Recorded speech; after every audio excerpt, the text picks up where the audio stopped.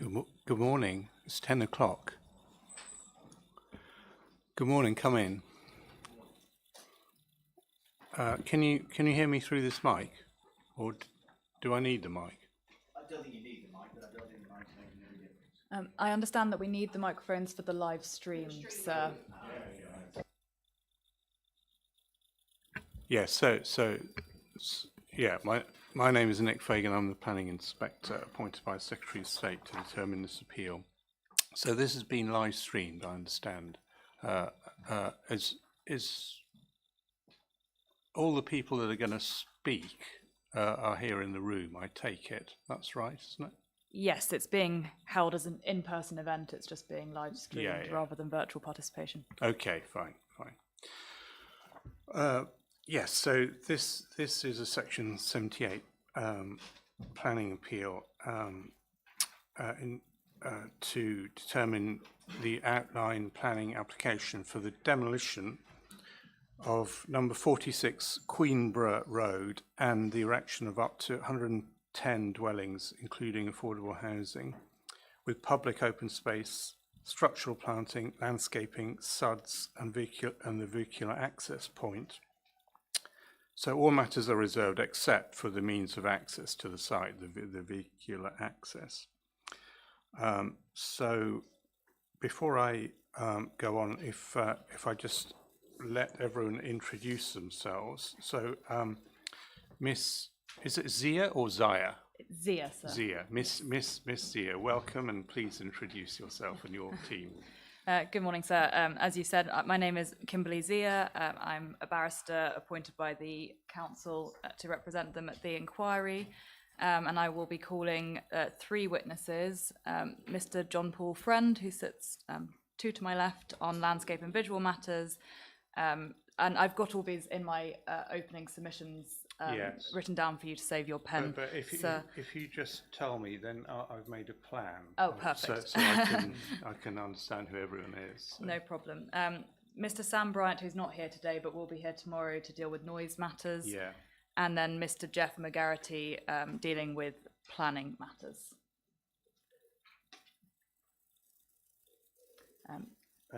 Who? Just. So I understand, who are the other people in the room? It's Jennifer Cook is sitting behind us. She was assisting the council on heritage matters, but will not be giving evidence, given there isn't really anything in dispute on that at the moment. Chris Purvis is sitting towards back. He was the case officer on this matter, and then I think she's just stepped out, but Ms. Coral Heavey is dealing with is helping with the administrative side of things. So if you have questions on that, she will be able to assist there. And then I'm not sure who the gentleman is who's coming at that. Good morning, everybody. And sorry, I was a few moments late. My name is Adrian Fluker. I'm the district councillor for Southminster, and also the chairman of Southminster Parish Council. Thank you. So, Councillor Adrian Fluker. UKER. Thank you. Yes. Thank you, Councillor. And now over to you, Mr. Hawley. Good morning, sir. I've got a list for you. The council. Thank you very much.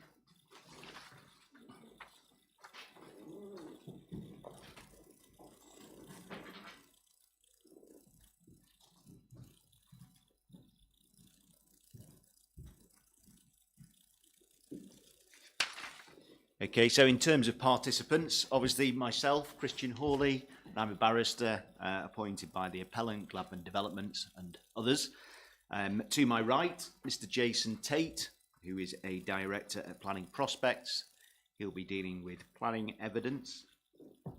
To his right, Mr. Simon Helm, who is a director at Ashley Helm Associates, and he will be speaking to highways matters.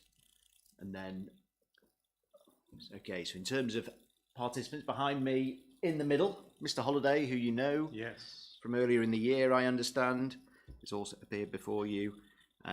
So yes, Mr. Gary Holliday of FPCR Environmental Design, he'll be speaking to landscape matters. We don't have with us today James Healy. He'll be speaking to the matter of noise. That part of the one of the remaining reasons for refusal. And just also on my appearance list, you've got written evidence from Mr. Pycroft in terms of housing land supply, but we're not hearing any live evidence, so he's not here. So also attending, but not necessarily participating, over my left shoulder, Mr. Mackenzie, Gladman Developments, and Jabamaya, I don't know how to pronounce it. Maria, sorry, also from Gladman. Mr. Rob Wilding from Gladman. There's a theme here. There's a Gladman team. Yes. And Mr. Malloy. And they're all from Gladman. They're all from Gladman, Yeah, and they're doing important things like producing these printed documents and such Yes, like that we'll be yes. looking at. So Thank you. So, sorry, what was the lady's name? Maria Jabbar, Jabbar. Okay.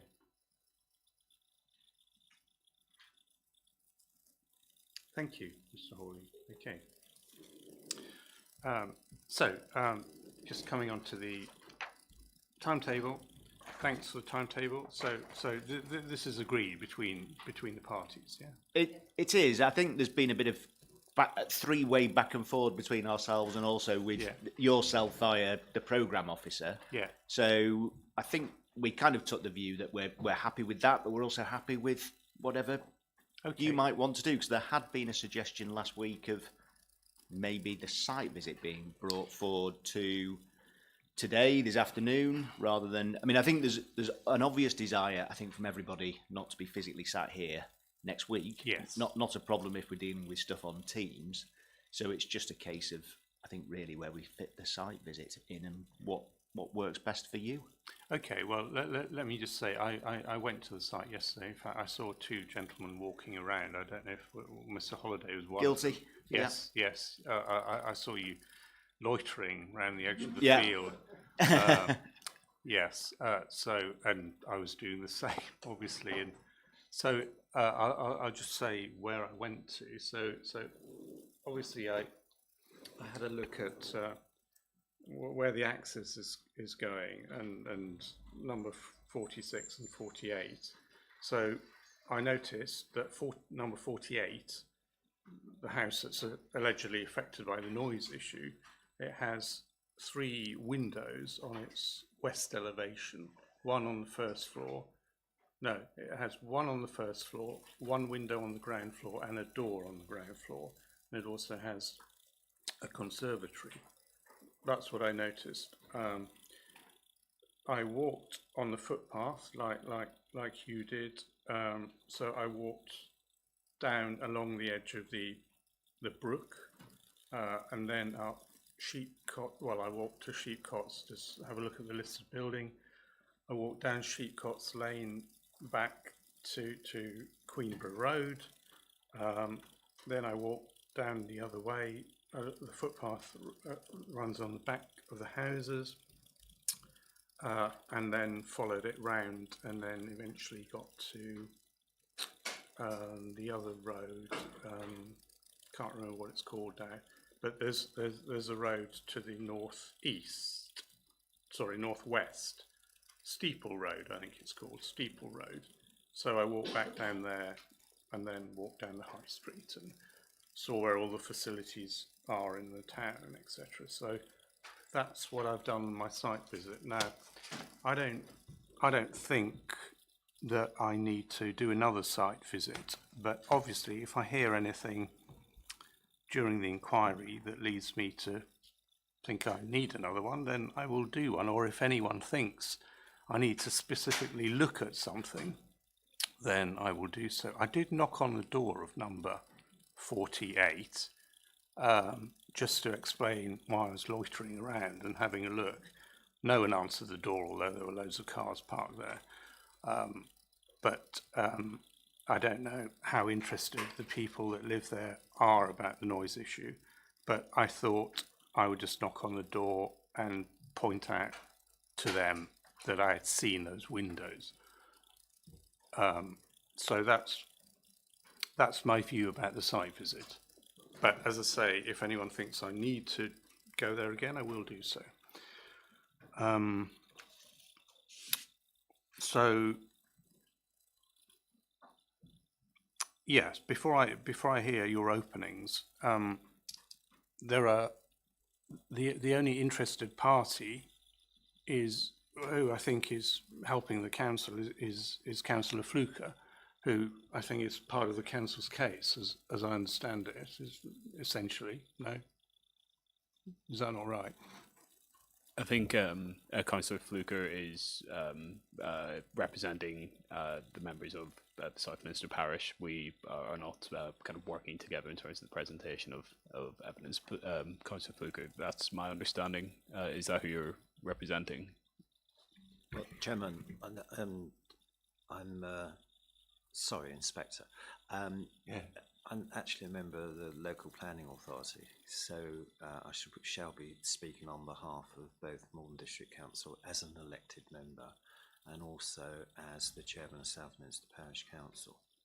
So I'm not sure how that fits in, but Okay. and I would just to ask that I just wanted to speak briefly to several issues that have been brought to my attention by residents, and if possible, I'd like to address the hearing today. If that's this afternoon, that's fine. Thank you. Just to say, Councillor, I've seen what you said about the housing land supply issue. Obviously, that was you, wasn't it? You can find that's Councillor Fittock, who is, I understand, coming tomorrow. Oh, right. That's the confusion. Yes, sorry, I should have made that clear in my appearances. Councillor Fittock is not here today, but you will have received written evidence from him on housing land supply, and as with the appellant's land supply witness, because you'd indicated you didn't want to hear live evidence on that matter. He's not attending today, but he will attend tomorrow just out of interest in case he can be of assistance to you. Yes, sorry, I confused you with Councillor Fittock.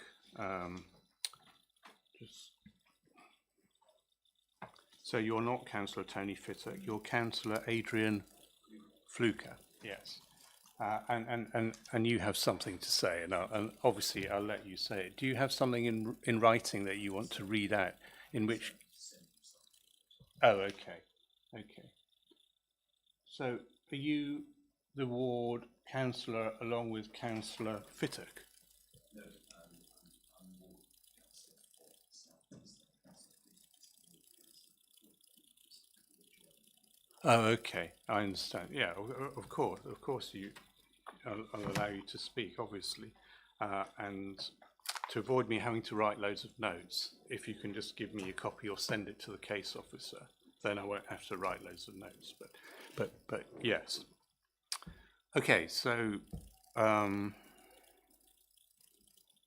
let me just outline everything, all the documents that I've had, to make sure that I haven't missed anything.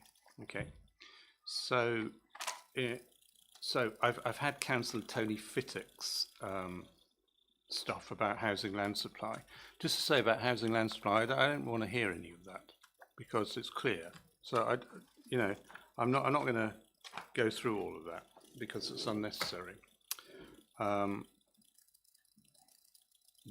So what I've had from the council as well is Mr. McGarrity's proof and Mr. John Paul Friend's proof, and that's it, isn't it? You should have had a proof from Mr. Bryant of Cass Allen on noise Oh, matters sorry. and a rebuttal from him as well. Sorry, I have had that. Now, where is it?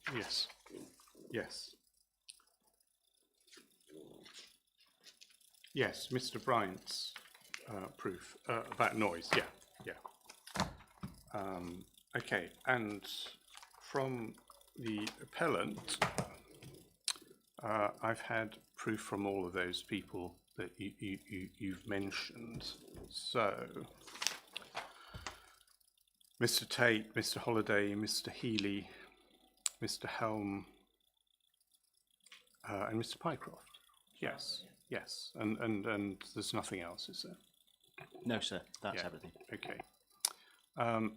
In terms of the highway stuff, I understand why you've written it, Mr. Helm, and obviously I've read it and I've read all of the proofs, but I don't need to hear that because it's It says what it says, and I've read it, yeah, so I understand that. Absolutely, sir. Mr. Helm is obviously here. You've indicated that you don't need any further evidence. He's also here just in case we didn't know whether there would be people speaking, third parties who obviously are entitled to come unannounced, as it were, and say whatever they want to say. And he would have fielded those concerns if they were raised. I don't know, of course, what Councillor Fluker is going to say. So there might be something that comes out that I may wish to call Mr. Helm just to answer those questions. I don't know, because I don't know what people are going to say. And will he be here tomorrow as well when we deal with the noise evidence? Because there may be questions to do with that. I mean, there probably won't, but... Yes. We'll see how we go. Yeah, I mean, I understand about the access, the fact that it's the thick red lines that show the access, and the dotted red lines show the possible The access. different permutations and there are of what might happen. other possible Yes. layouts. Yeah. Okay. Right. So let's have the openings now, please. Miss Zia, you first.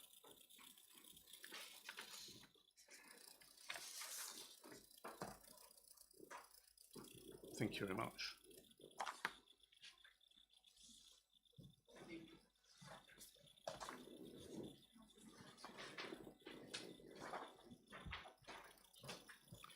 So I've got the timings here, the council 15 minutes and the appellant 30 minutes. You think you're going to take 30 minutes? No, no?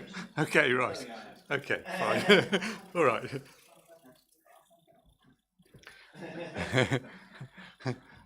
Over to you, Miss Zia. Thank you, sir. You have at the beginning of my opening submissions the list of appearances there and the note of the proofs which you've helpfully confirmed that you've received. So as you've explained, sir, the appellant is appealing against the refusal of outline planning permission for the demolition of number 46 Queenborough Road and the erection of up to 110 dwellings, including affordable housing with public open space, structural planting, landscaping, sustainable drainage and a vehicular access point on the land west of Spratts Farm, Queenborough Road, Southminster. All matters are reserved save for means of access. The application was reported to the District Planning Committee on 16th of December 2025 with an officer recommendation to approve. The application was heard at a continuation of that meeting on the 7th of January 2026. Members, as they were fully entitled to do, reached a different view to the officer and resolved to refuse planning permission, citing 8 reasons for refusal.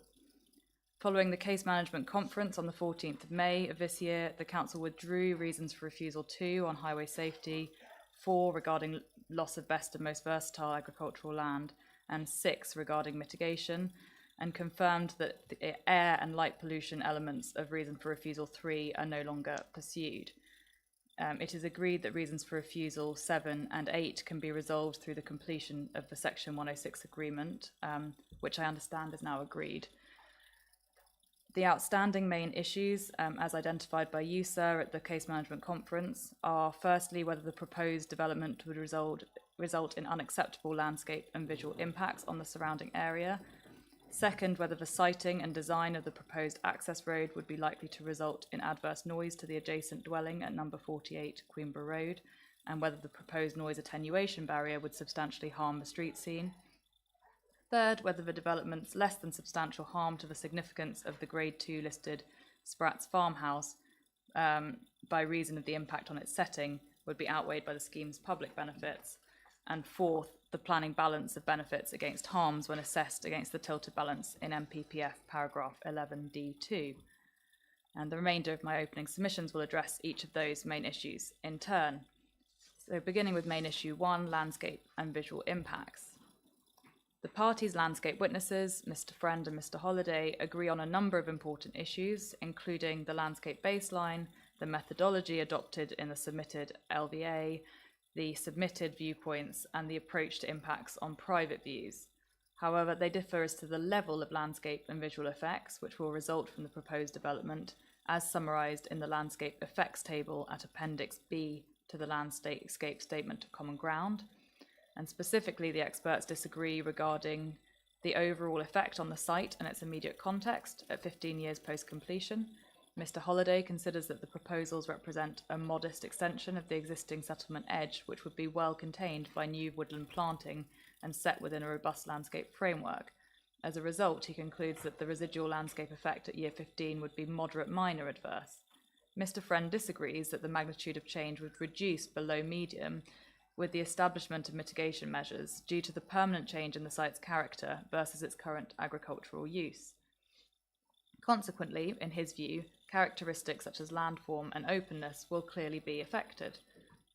Secondly, they disagree as to the overall effects upon users of 2 public rights-of-way, I've given the references there, as shown in viewpoints 2 to 10, in all 3 development phases, construction, completion, and 15 years post-completion. Once again, Mr. Friend disagrees as to the effectiveness of the proposed mitigation measures at the completion date, given the time they will take to establish, and even once established due to the siting of open space to the north of the site within the lower contours. Mr. Friend also considers that there will be a higher level of change experienced by users of footpath 2593, which follows Sheepcotes Lane. This is because the proposed dwellings will be generally apparent and obvious in views along the route, which are currently rural in their feel. Resolving these differences in professional opinion will ultimately be a matter for you, sir, following the roundtable discussion and your site visit. While this appeal must of course be determined on its own merits, the Council refers to the appeal decision concerning land north of Homefield, which I'll refer to as the Homefield Appeal, as being relevant to your decision. It concerned a residential scheme on arable land on the same northern settlement edge of Southminster, assessed against the same local plan policies. The inspector in that case found that the development would represent a conspicuous intrusion of settlement into open, undulating arable farmland, and that the retention of open space would not ameliorate the landscape harm arising from the loss of an undeveloped area of countryside. Mr. Friend's proof explains the parallels which he draws between the 2 sites and why he considers the reasoning to be applicable to the present appeal. And the consequence of the landscape harm assessed by Mr. Friend is that the proposed development is contrary to policies S1, S8, D1 and H4 of the Malden District Local Development Plan, as well as paragraph 187 of the MPPF. Turning to main issue 2 and the impact on residential amenity, and starting with assessment of noise impacts. Once again, there is helpful agreement between the parties' 2 expert witnesses, Mr. Bryant and Mr. Healy, on several matters related to this issue recorded in the noise statement of common ground. Importantly, the parties agree that the principal noise-sensitive receptor to be addressed is number 48 Queenborough Road, which is situated directly adjacent to the proposed access road. The appellant's position, based on the Wardell Armstrong noise screening letter, is that there is a negligible risk of adverse effect upon the amenity and living conditions of the occupiers of number 48. And the crux of the dispute between the parties concerns the reliability of that noise screening assessment. Mr. Bryant's conclusion is that it was deficient in 2 material respects. First, it addressed only the western facade of number 48 and not the northern one, which directly faces and would be most affected by the proposed access road. This is, he explains, a serious omission because the northern facade currently benefits from acoustic screening from existing traffic noise on Queenborough Road by the building itself. This means that the existing noise levels on that facade are low enough to permit windows to be opened while remaining within the threshold set out in industry guidance. Second, there is an internal inconsistency within the submitted monitoring data. At the location closest to Queenborough Road, nighttime levels fell by approximately 5 dB decibels relative to daytime, as would be expected. However, at the second location, nighttime levels rose by approximately 2 decibels. This discrepancy, while not material to the results of the assessment, remains unexplained and reduces the confidence which can be placed in the robustness of the submitted data overall. In response, Mr. Bryant carried out his own noise survey at the northern facade of number 48 between the 15th and 17th of June of this year, and this confirmed that existing nighttime noise levels enable open windows while maintaining acceptable acoustic conditions. By contrast, his modelling of predicted nighttime noise levels from the proposed development would result in an exceedance of the industry guidance thresholds. This would result in occupiers no longer being able to open the first floor bedroom window at night, representing a material change in behaviour. The findings of Mr. Bryant's survey have not been challenged by the appellant, nor have they produced their own detailed assessment of the likely impacts on the northern facade, relying instead on a rule of thumb estimate of a reduced level compared to the western facade. Mr. Bryant's rebuttal explains that this type of reduction does not apply to maximum noise levels from individual vehicle passes, which the parties agreed to be the appropriate consideration for nighttime noise levels. The upshot of Mr. Bryant's assessment is that there will be a significant observed adverse effect as a result of the proposed development, which paragraph 198A of the MPPF tells us to avoid. This also represents a breach of policies D1 and D2 of the local plan. Turning to the proposed acoustic barrier, this issue is dealt with by the parties' respective planning witnesses, Mr. McGarity and Mr. Tate. There appears to be a factual dispute as to the height of the acoustic noise barrier which will be required adjacent to number 48. Mr. Tate relies upon the submitted noise report, which proposes a 1.8 metre high fence, not dissimilar to what is already there. Mr. McGarity, however, has based his assessment on the officer report, which states that the noise barrier would be an additional fence and would need to be erected within the site itself adjacent to this boundary, and this would need to be approximately between 2 metres to 2.5 metres high. This is derived from the Council's Environmental Health Officer's recommendation that an acoustic fence/barrier which meets necessary specifications be secured by condition, rather than relying on the existing fence. It is on this basis that Mr. McGarity concludes that the proposed attenuation barrier would be a prominent feature, having a substantial detrimental effect on the street scene, and this is a further breach of policy D1. Turning to main issue 3 and impact on heritage assets. The parties agree that the proposed development will result in a degree of harm to the significance of a Grade 2 listed Spratts farmhouse. They further agree that the degree of harm is less than substantial at the lowermost end of the spectrum. In that context, MPPF Para 215 and Policy D3 of the local plan provide that the heritage harm should be weighed against the public benefits of the proposal. Given the level of agreement between the parties, it was agreed that no heritage evidence would be submitted or called as part of the inquiry. Mr. McGarity explains in his written evidence that the question of whether public benefits of the proposed development outweigh the heritage harm is a finely balanced matter. However, he ultimately concludes that given the level of heritage harm is agreed to be at the lower end of the spectrum, the public benefits do outweigh that harm. Nonetheless, there is a significant disagreement between the two planning witnesses as to the level of weight attributable to the heritage harm in the overall planning balance. And the Council's case is that it carries great weight against the grant of planning permission as a result of Section 66 of the Planning Listed Buildings and Conservation Areas Act 1990, which requires special regard to be had to the desirability, or the typo there, of preserving the setting of a listed building, and paragraph 212 of the MPPF, 215 that should be, I think, 212 of the MPPF, which requires great weight to be given to the conservation of a designated heritage asset, irrespective of the degree of harm. Accordingly, and this does not appear to be in dispute, even where harm is at the lowest end of less than substantial and is outweighed by the public benefits of the proposed development, it must continue to be carried into the overall planning balance as a matter of considerable importance. This approach is consistent with that of Inspector Cragg in the Homefield appeal when dealing with less than substantial harm to two listed buildings at the lower end of the spectrum.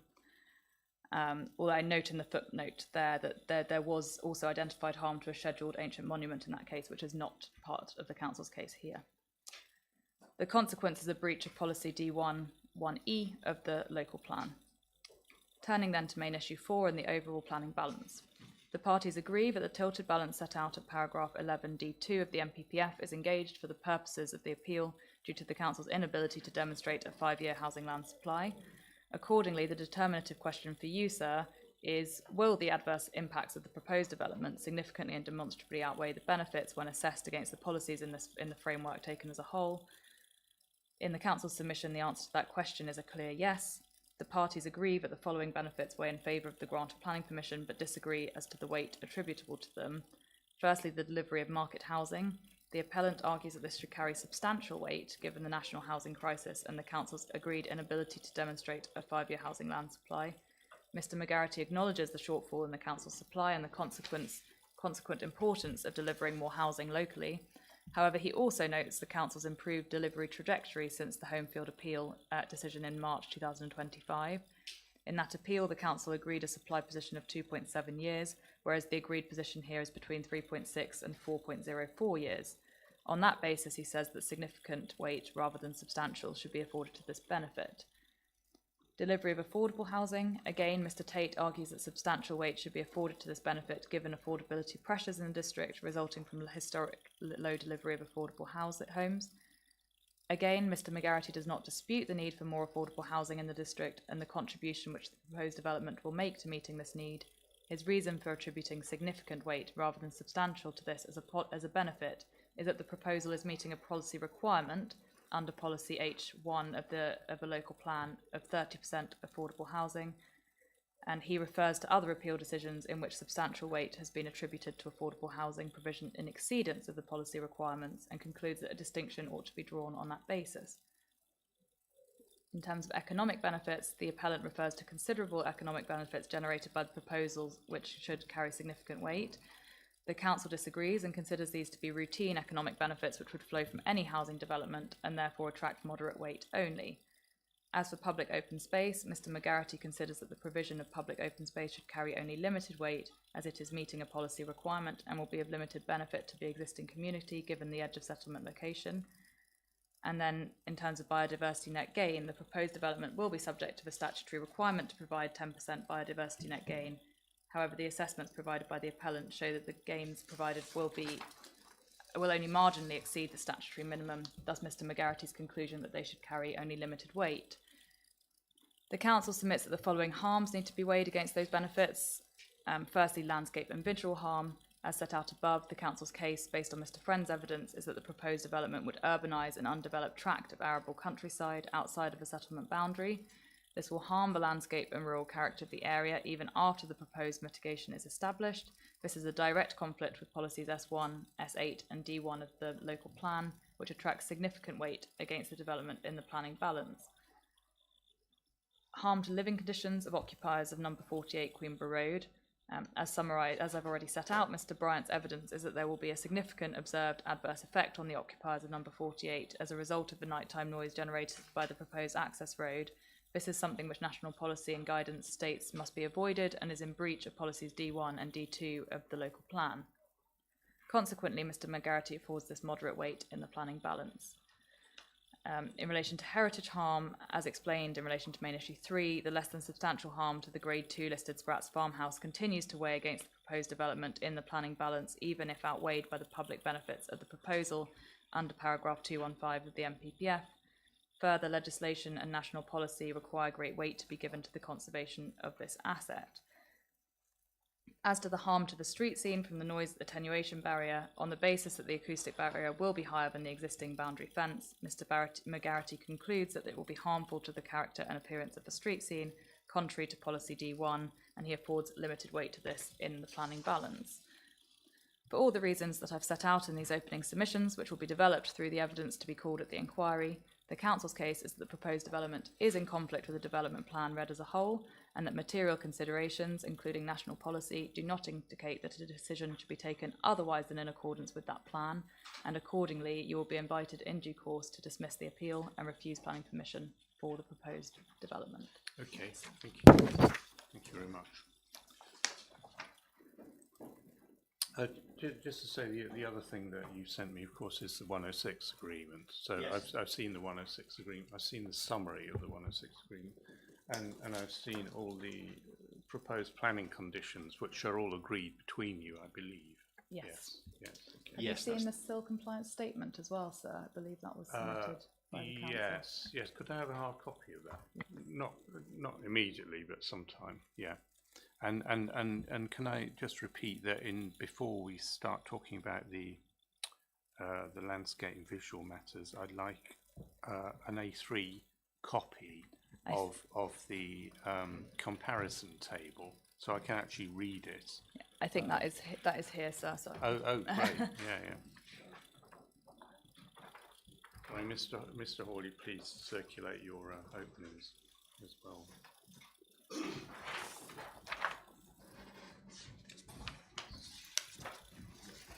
Thank you very much. Thank you.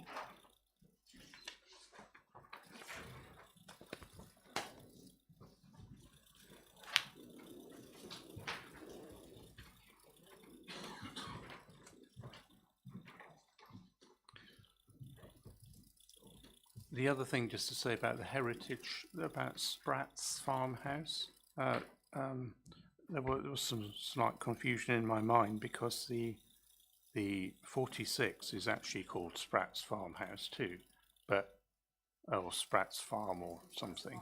But obviously that's going to be demolished. But the listed building is not going to be demolished, and the listed building is four along. It's the yellowish building with the clay tile roof. That's correct. Yeah, I think it's either number 50 or 52 in terms of the street numbering. But yeah, 52. It's, I mean, obviously, I saw that, and so I understand the relationship between the site the historic and relationship. Yes. Yes. So obviously, the council sent me the listing description. So yeah, it's 3 buildings along once this is demolished. Yes. Yeah. Okay. Fine. Mr. Hawley, over to you. Thank you, sir. Just before I do, you've touched there on the section 106, which of course you have a copy of. Yeah. There's a couple of things that arise from that I probably should have picked up in the preliminary discussions or the housekeeping points that we had. It is agreed, albeit there is a blue pencil clause in there in relation to an affordable housing cascade provision, which we can discuss later on. I didn't read that in detail, but no doubt you can talk me through that. Yeah, we'll come to that. That's not a problem. But 2 points. One, it will need to be finally executed, signed, sealed by all the various parties. And at the CMC, we discussed a potential period of time to be allowed for that to take place, because I think it's got to go to the mortgagee in Edinburgh. It's got to go to the county council for sealing, etc. So we'll be looking for an appropriate time period in relation to that. And then secondly, I just wanted to confirm or ask the question of whether the 106 has been placed on the council's website and is available for members of the public to see. Yes, I checked this morning and it is on there along with the summary and the SIL compliance statement. I'm not sure what the conditions are, and I've asked for those to be uploaded as soon as possible. Wonderful, thank you. I mean, how long do you think you need to sign it? 3 weeks. 3 weeks. Yeah. 3 weeks. 3 weeks would be comfortable. 2, just because I think we need. Well, we know we need 3 days for the bank. Okay. Go up to Edinburgh and back again. Okay. Then the rest of ours is relatively straightforward from that point. But I know that then, well, it depends whether this is an authority that has set signing days and, ceremonial approach, or whether it can be done on an ad hoc basis. I'd normally think 2 weeks would be enough, but if you think, well, have a think about it and let me know. But 2 weeks would be better, I think. Yes. Okay. Just in terms of Noted. when I have to write the decision and how much time I've got either side and stuff. Yes. Yeah. Okay. Right. Over to you. Thank you, sir. So, sir, as we know by now, this inquiry is concerned with a planning application submitted by Gladman Developments Limited to Malden District Council, seeking outline planning permission for the demolition of number 46 Queenborough Road and the development of land west of Spratts Farm, Queenborough Road in Southminster. The description of the proposed development is set out on the front cover of my opening, and the proposal is essentially one of residential development of the site for both open market and affordable housing, along with associated infrastructure. That application is made in outline, albeit access is not reserved solely in terms of the junction with Queenborough Road, and to be clear, permission is not sought for the internal estate roads, as we've already discussed. The council are very close to the threshold that would allow for the authority to be placed into special measures on account of the quality of its decision making. This case is a prime example of why. The application was reported to the council's planning committee, accompanied by a comprehensive officer's report, which recommended that planning permission should be granted, subject to entering into a legal agreement to secure the identified planning obligations. Notwithstanding that clear recommendation and reasoning, members chose instead to refuse planning permission, citing 8 reasons for refusal. 3 reasons for refusal, 6, 7 and 8, related to the provision of a Section 106 agreement that the appellant had agreed to provide. 1 related to the loss of best and most versatile agricultural land, in the face of the submitted agricultural land quality report, which identified that none of the site is best and most versatile agricultural land.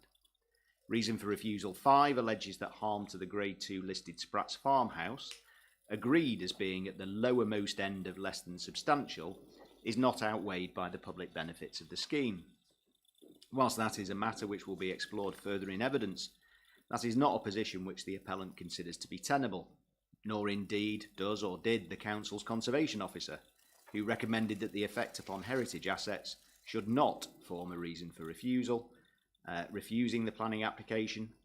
No doubt this was, at least in part, because the officer took the view that, and I quote, a low level of public benefit would be sufficient to outweigh the very low degree of harm identified. In its consultee response of the 2nd of September 2025, Essex County Council, in its capacity as Highways Authority, confirmed, subject to recommended conditions, that the proposal is acceptable in highways terms. That didn't stop members going against that settled view of their expert consultee and citing a reason for refusal on highways grounds. That reason for refusal has now been withdrawn. It is agreed that the appeal proposal is acceptable in highways terms. Reason for refusal 3 alleged that the proposed access road would cause noise and disturbance to the occupants of numbers 47, 48 and 49 through noise, light and air pollution. The Council, pressed following the CMC to explain its case, even at a high level, withdrew its complaint in terms of light and air pollution. It appears to be the case that the Council no longer pursues any complaint in relation to numbers 47 and 49. That is unsurprising, given that they are on the opposite side of Queenborough Road to the site. The Council do contend that the noise environment for number 48 would be changed, such that there would be an adverse effect. The difference between the parties is now a narrow one. What started out as 3 entirely separate allegations of harm, i.e. noise, light and air pollution, to 3 different properties has reduced to a narrow point in relation to 1 matter and 1 dwelling. As a matter of record, the Council's own Environmental Protection Officer did specifically consider noise effects and concluded that there was no reasonable basis for objecting to the proposal. As recorded in the main Statement of Common Ground, the proposal is agreed to be acceptable in terms of ecology, arboriculture, archaeology, flood risk and drainage, accessibility, the provision of open space and green infrastructure in terms of quantum and type, and the provision of affordable housing. The Council do not raise any objection to the proposed development in relation to the spatial hierarchy of the development plan, nor that residential development in Southminster is in principle unacceptable. The site extends to some 5.22 hectares, the majority of which is presently in agricultural use. It lies to the northern edge of Southminster, with the proposed access to be taken from Queenborough Road, enabled by the demolition of number 46. Detailed planning permission is sought solely for that access point. The final configuration of the internal estate roads, including provision for access to the existing builder's yard or storage yard, falls for consideration at the reserve matters stage. The proposed development parcel is identified on the development framework plan, with the northern extent of built form shown to be in line with the northern boundary of the builder's yard. Existing development lies to the southern and eastern boundaries of the site. The northern and eastern boundaries, western, the northern and western boundaries are to be the subject of structural planting, green infrastructure, which will provide an attractive settlement edge and filter views of the new development.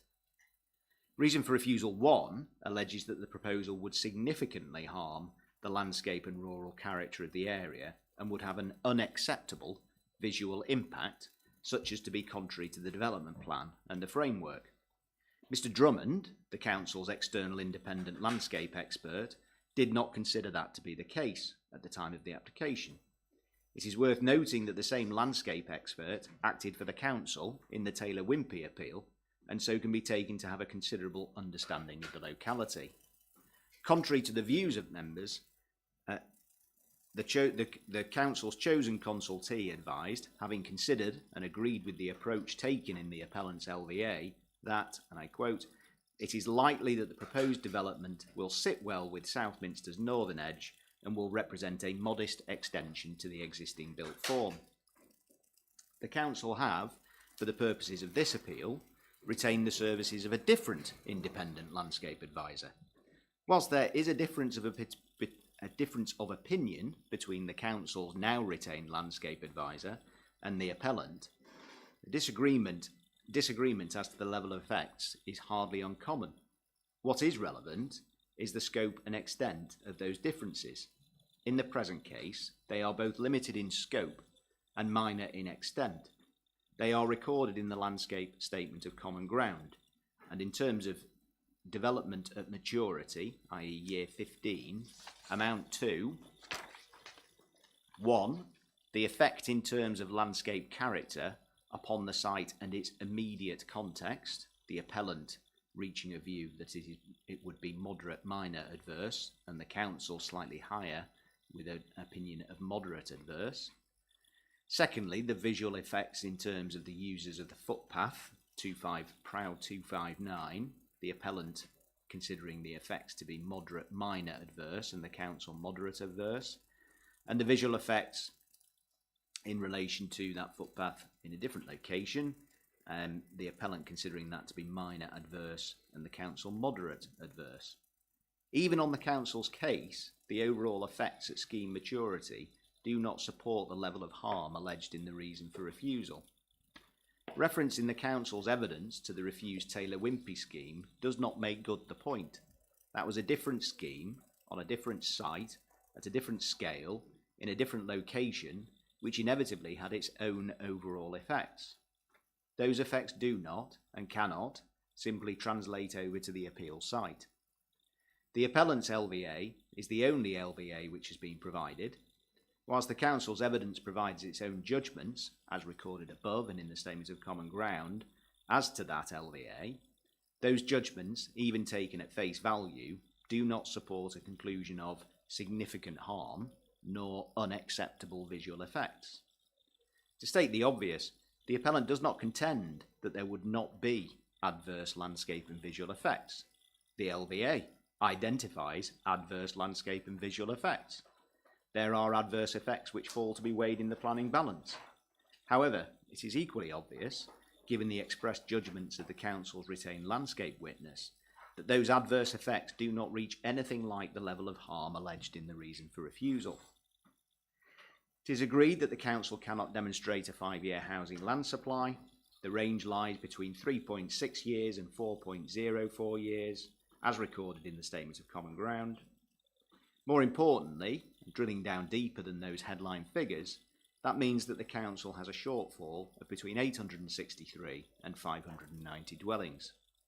That is between 863 and 590 households whose housing needs are not being met, and should the present situation persist, will not be met. It is not a new situation for Malden. The council has not been able to demonstrate a 5-year housing land supply for 5 of the 6 last monitoring years. There is no plan-led solution that will deliver any time soon. At best, there is an intention to adopt a new local plan in autumn 2028. The tilted balance is engaged.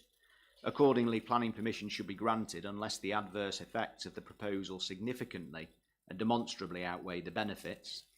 The terms used, significantly and demonstrably, can only be taken to mean that the adverse effects must outweigh the benefits by a considerable margin for planning permission to be withheld. There can be no doubt that this government considers that the need to provide new homes is essential in order to start addressing the recognised housing crisis this country and this district faces. The benefits lie across the 3 strands of sustainable development: social, economic and environmental. They are substantive and weighty. They include the provision of open market housing in a district with a significant and persistent shortfall, the provision of affordable housing in a district with acute affordability issues, with the average house price over 10 times average incomes, economic investment, capital spend and job creation, the provision of new green infrastructure and public open space, and biodiversity gains. Those benefits will have real and far-reaching effects. By a substantial margin, they outweigh the identified harms. The appellant has agreed a Section 106 obligation with the council which makes the required contributions. And, sir, we will, in due course, submit that there is no reasonable basis for reaching a conclusion other than that the planning balance falls in favour of approval, and will invite you, sir, to allow the appeal. Thank you. Thank you, Mr. Hawley. Just a couple of other points to make. It would be quite useful if the LPA could give me or lend me a copy of the local plan, a hard copy of the local plan. Not urgent, but so I can just refer to all the policies when we talk about them, probably in the planning evidence. And happily, I suppose, for ours, there's no new NPPF at the moment. So that makes life a bit easier, especially to do with the heritage issues and stuff. So, yeah. What time is it? It's nearly 11. Well, sure. I think probably we've got time to hear from Councillor Fluker, if you like, Councillor. So you're going to read or ad lib, and then you're going to provide a hard copy to the case officer of what you're basically saying. So I don't need to take notes on this, do I? No, that's absolutely right. But unfortunately, I don't have an IT connection at the moment, so I'm going to have to leave the chamber and sort that. So Okay. I hope you'll excuse me. But as I said, I'd rather not. But I can make myself available after lunch if that helps. Thank you. No, well, let's just have a comfort break, and if you can sort that out. Yeah, I will do. If you can sort that, so let's have a comfort break for. Is that clock right? 10 to 11. Let's come back at 5 past. Do you think that will give you enough time to get a connection? I'm really not sure. I'm in touch with the IT department, so one hopes they're not working from home today. Or maybe if you've got something that you're referring to and reading, maybe the council could print it off for you or something.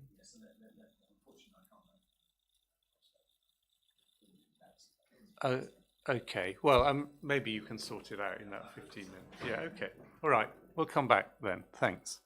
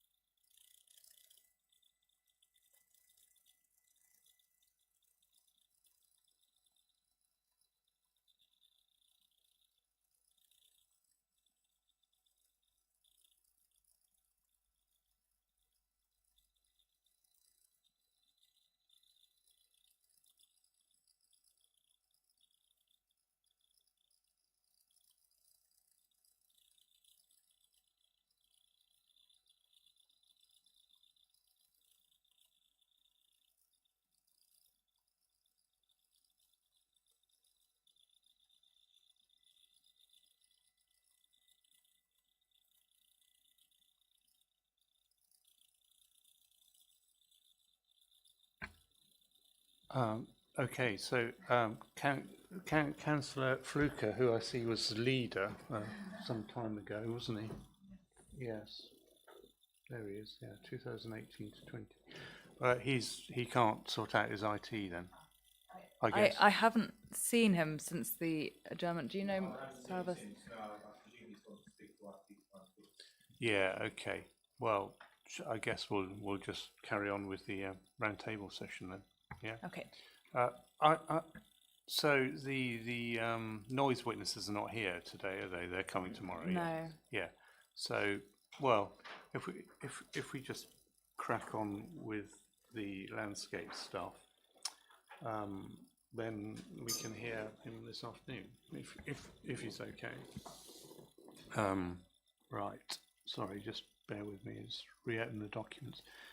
Sorry, I was just trying to check whether I've understood where, because of IT problems with the core docs, I haven't been able to read the Wardell Armstrong thing, which obviously I quite like to read before I hear that evidence. So, and I just want to confirm that it's CD 1.15, is it?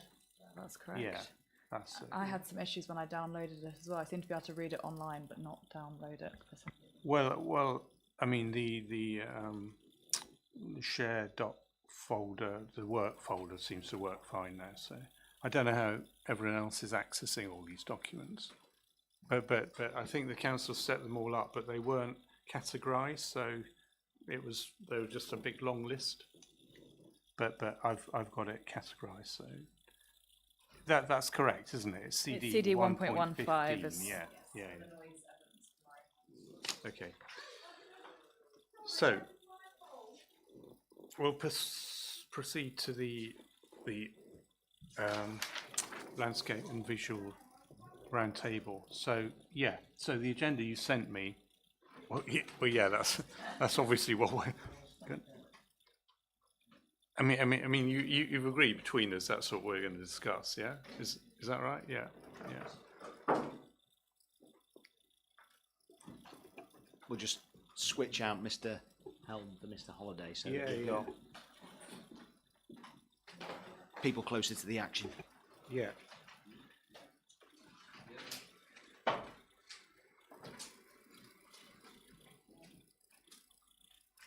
I opened all the windows this morning because it was quite hot in here, but if the noise is a problem, we could close them. I don't know how people are fine. Is the noise bothering you, sir, or is it okay? Well, you know, there might be the odd someone talking, but I think generally it's better if you leave them open.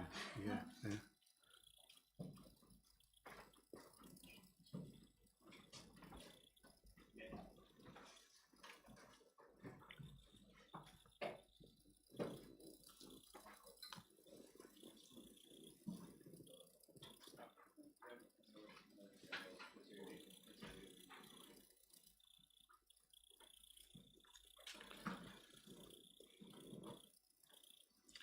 So, I mean, I think I'm fairly clear about the evidence anyway, having read both your proofs. But we'll just run through the agenda. So, but obviously, when you're ready, take your time.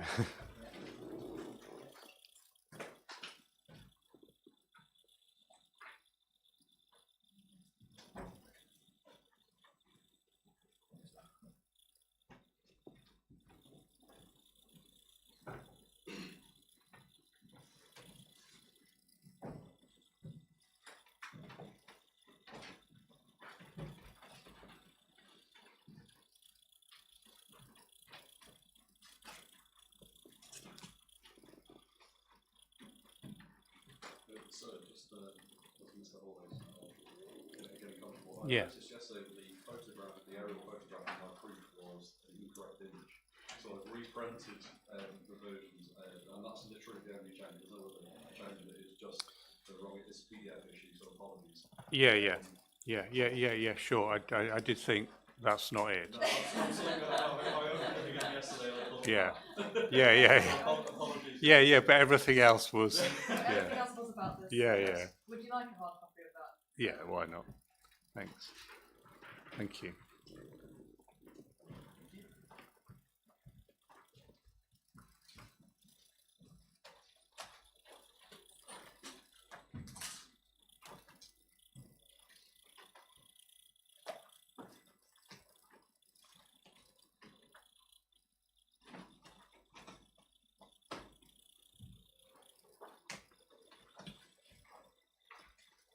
Yes, so the documents, obviously I've got the landscape statement of common ground, and you kindly give me the A3 comparison table. That's great. So Mr. Friend's updated proof with the correct image, and Mr. Holliday's proof and his two appendices. The second one basically showing the home field appeal scheme. Yeah, with the diagram on. Yeah. Okay, so we'll just run through the agenda. So you go first each time, Mr. Friend. So yeah. So just say what you want to say, and I'll just make some notes. Yes, sir. I mean, it's as noted that my view is, sorry, are we looking at a colour open with you? Oh yeah, apologies, we need these on. Let me just open up the other document, apologies. Yeah, as I say, so we'll just run through that agenda. So just dealing with issue 1, just summarise what you want to say about it.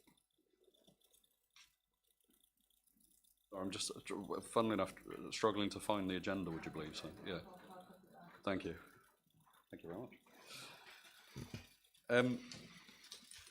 Yeah, so I mean, as per, I think, Mr. Holliday's and my proofs, we both described the landscape as being what it is, that sort of north-facing sloping site that is agriculture and nature presently, and sort of on the edge of Southminster to the north. And it obviously connects to the north and west with fields, and to the south and part of the east with development. The sort of the main points in terms of its current situation when we talk about the existing landscape, I would suggest, just going back to my proof. Yeah, take me to the bits of your proof if you want me to. Yeah, no, it was just in my proof, section 2, so the proposed site, local context and character, discusses it, obviously with the correct aerial image now, so apologies. Yeah, sure, yeah.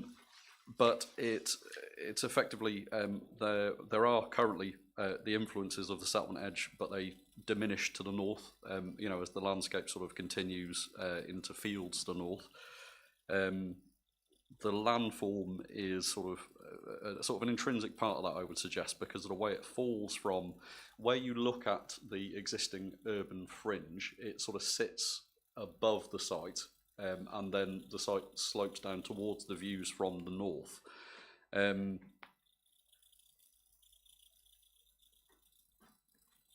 It's certainly more open and rural to the north of the site. And the landscape to the north side, you know, obviously becomes that way, and I'm sure you saw that, so when you were walking around the site. I mean, you don't have to. No, Obviously, exactly. Because I saw it from Sheepcote, so I saw it from the other road. I saw it from the brook. So absolutely. Well, in that case, then, so I think you can take the rest as read. Yeah. Okay, fine. Okay, Mr. Holliday. Yes, I mean, again, I don't think we need to spend long describing the existing, because you've seen it, but just to put it in context, it's not a designated site. There's nothing that covers it. We've agreed it's not a valued landscape. In terms of topography, I agree, it does obviously slope to the north, but I think it is worth noting that that slope isn't an even one. The sort of southern part of the site adjacent to the existing settlement is generally more gently sloping, and it steepens up a bit towards the brook, and that does have a bearing on where the housing's proposed and where the green infrastructure is. I will give you one reference. I don't think we need to go and have a look at it now, but just so you can look at it in due course. There's a plan in the design and access statement, which is CD 1.5. Hang on, I'll just look at that now. Okay. Yeah, thanks. We're 3, so Okay, well, on hard copy, page 25, yeah. there's, Yeah, constraints and opportunities plan, but it's got the contours sort of at metre interval, so it just gives you a bit more of an understanding of the coloured up in different lines, but it gives you a better feel for how the slope works on the site. yeah, okay. But otherwise, yeah, I don't think you've seen it for yourself, so I don't think there's any point in trawling through descriptions that we've both given. Yeah. The hard copy, page 25. I'm not sure, it's sort of double-sided, so I'm not sure on the PDF. Yeah, okay, yeah, sure. Is there anything you want to say any more, Mr. Friend, about? Not on the existing landscape, I think so. Okay, so going on to issue 2, so the appeal scheme and green infrastructure. Well, I mean, as sort of noted in my proof, because of the way, as noted about the sort of contours and the northwestern point of the site being the lowest, where the green infrastructure has been placed now, obviously with the understanding this is an outline scheme, because of the way the landform then rises up again, you're always going to have a sort of a slightly elevated view from the north. So you're going to be looking over anything as it establishes, so it's going to take longer than if it were a flat scheme, for instance, or a flat landscape rather. So in terms of the green infrastructure that's come forward, it all seems to be placed around north of the site. But as noted, it's an outline scheme. So it could be placed elsewhere in the site, and perhaps I would do it differently were I to design it. Yeah, because, yeah, as I understand it, from what you said, is looking from the brook to the north, or say from Sheepcote's farmhouse, you'd see the green infrastructure and then the housing above it. That's what you mean. That's it, sir, yes.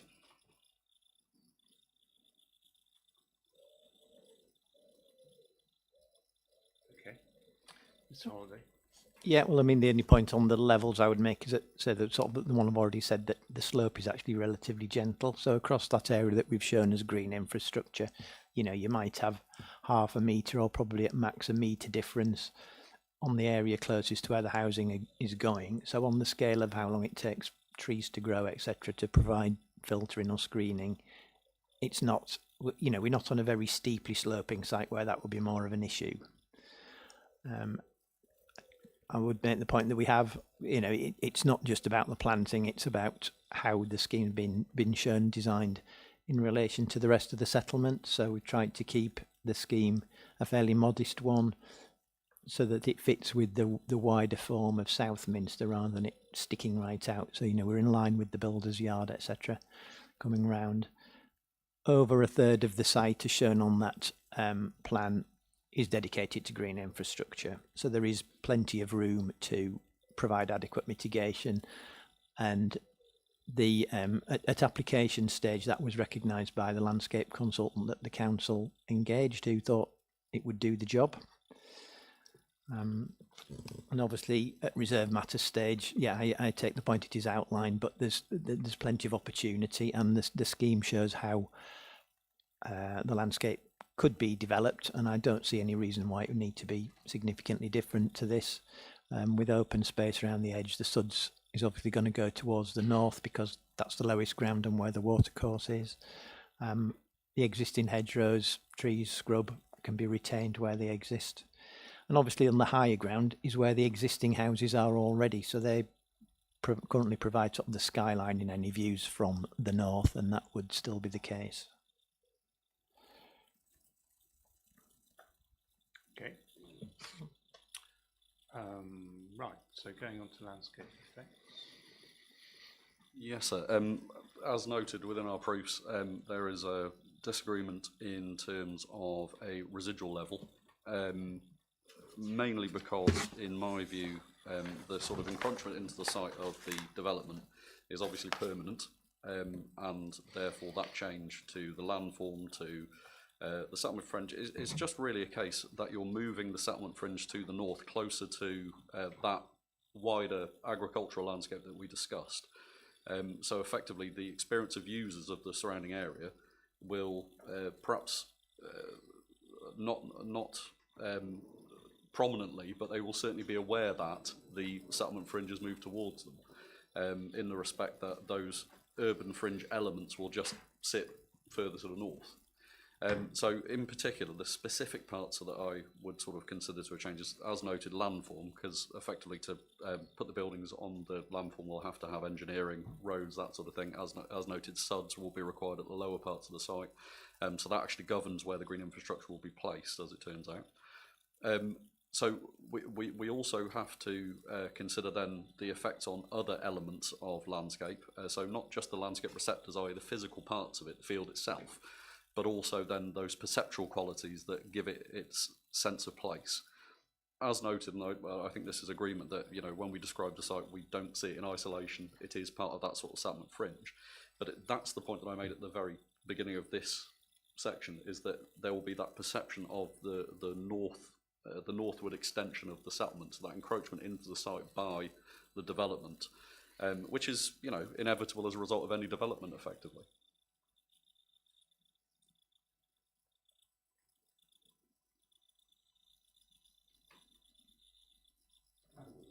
So can I just ask you about the landscape effects table? So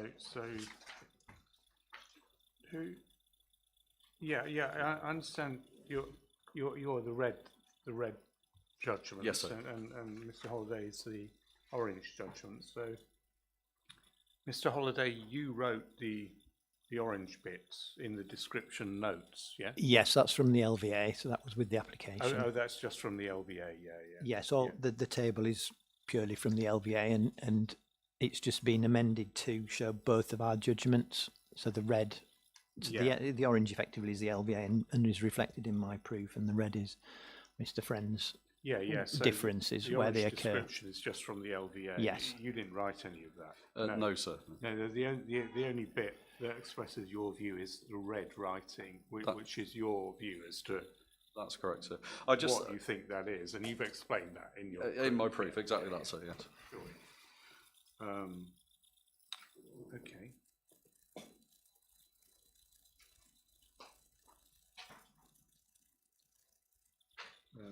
Just remind me the bits of your proof that it's in again. If I go to,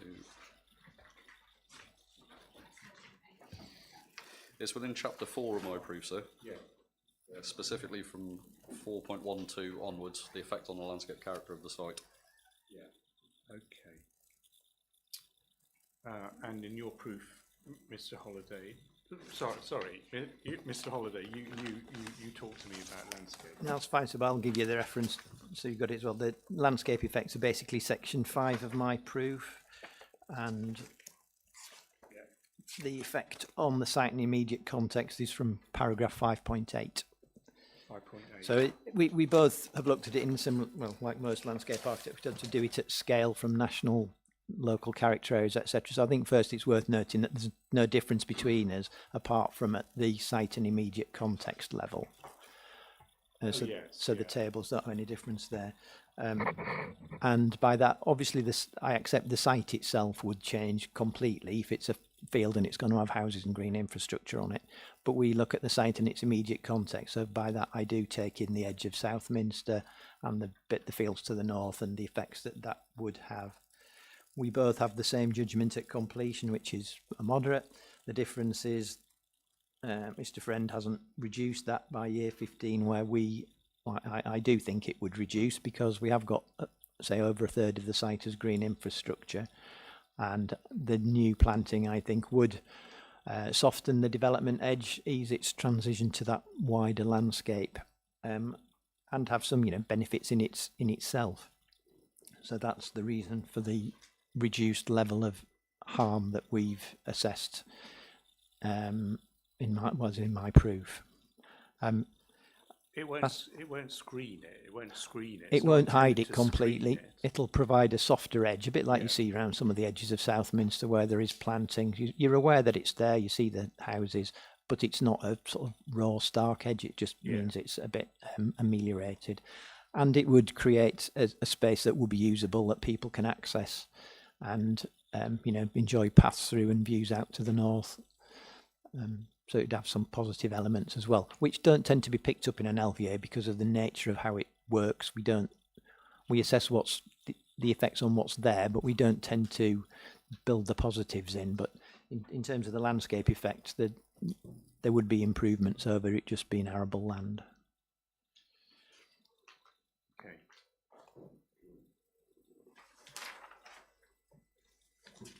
Yeah, so well, we've done that, haven't we? So let's. Yeah, so basically just a difference in judgment between us, and it's one for you to come to, so I think. Okay, so the visual effects, Mr. Friend. Yes, sir. The difference between myself and Mr. Holliday relate to the two footpaths, which effectively one crosses the site and continues through the landscape to the sort of northwest of the site, and then obviously the other down Sheepscote's Lane. Yeah, it's footpath 1 and 3, isn't it? Yeah. Yes. That's those. I think 3's technically a bridle way, so but. Yeah, it's a bridle way. Yes. Yeah. Publicly accessible routes. So effectively, I think the distinction between us is that I consider that the change can remain visible effectively, and it comes down to that point I made a moment ago in terms of the encroachment to the north, which will just be noticeable as people come along that right away. It's particularly noticeable with the landform obviously is slightly higher to the north and then drops in and then rises again as you move along those routes. But it's, there will be some filtering which will occur as a result of the green infrastructure measures which have been suggested, and also there will be a reduction from the viewpoints, for instance, to the northwest, whereby it will be obviously more significant during the construction and operational stage. But then at residual stage, it will reduce to a moderate level, in my view, but it will still be evident and noticeable as that person walks, in particular to the south along that footpath network. Obviously, you have to bear in mind that the footpath runs alongside the site's southern boundary at that point, so any change from there will be very clear, experienced in the existing settlement edge, but still it will be very clear and physically close. And then obviously from Sheepscote's Lane, it's a similar story really, but slightly different because of the way that the landscape, the vegetation sits, for instance, along the brook and breaks part of the view as you walk along that route. But you will still be aware of the site, and it will still be noticeable that it's sort of come down from the existing settlement edge and come towards the viewer.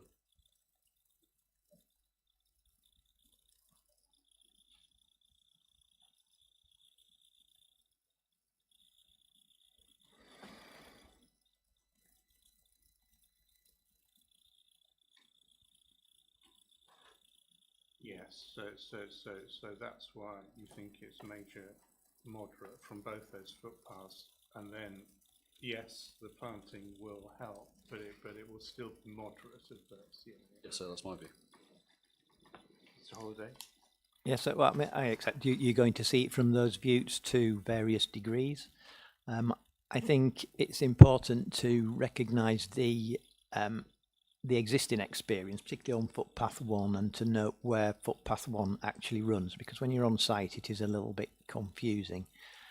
But footpath 1 is hard up against those fences of the existing houses, and actually from that there are views into the appeal site through gaps in the hedgerow that's immediately next to it, but for actually much of the view right next to the existing houses you can't see much because the hedge is in the way. I accept people walk in the field at the moment, but that's not actually technically where the path is.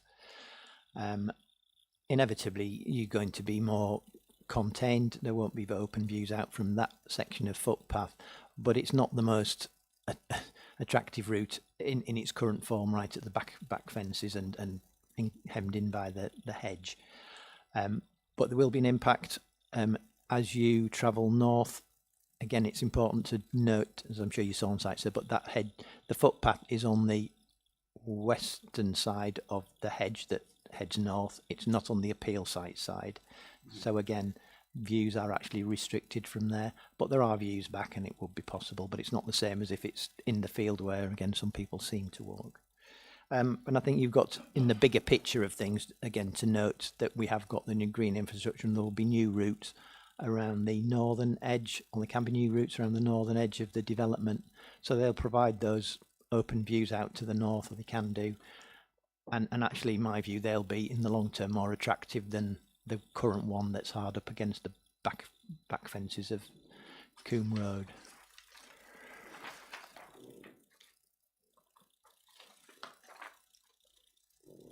Now, let you look at the plan. Sorry, I'm just looking for my plans. Yeah.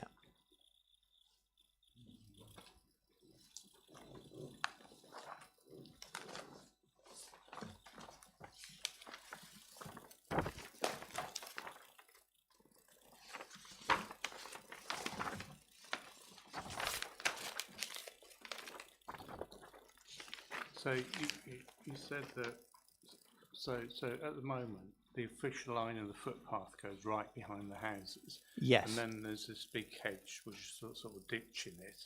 Yes.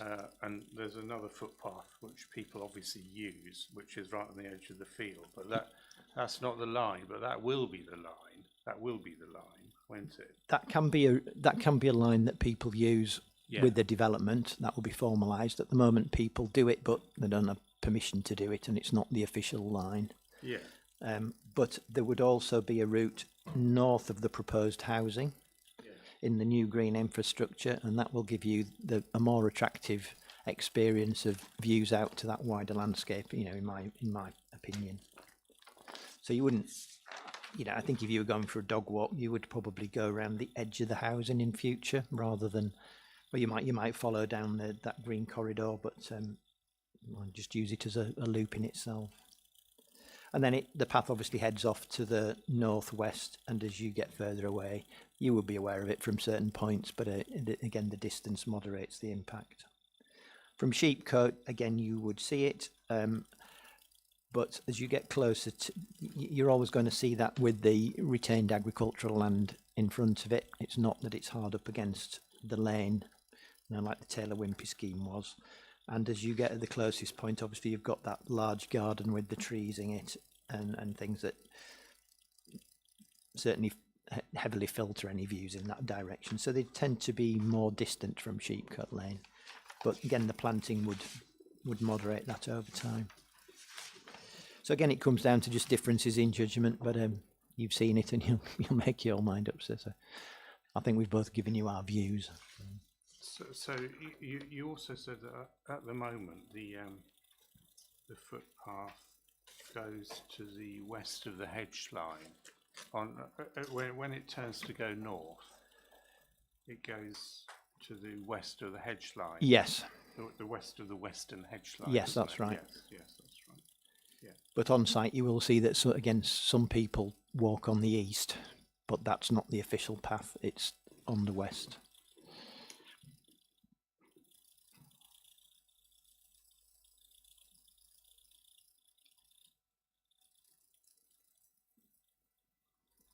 And that will link up with the new proposed permissive path alongside the brook that will join up footpath 1 and bridleway 3 as well.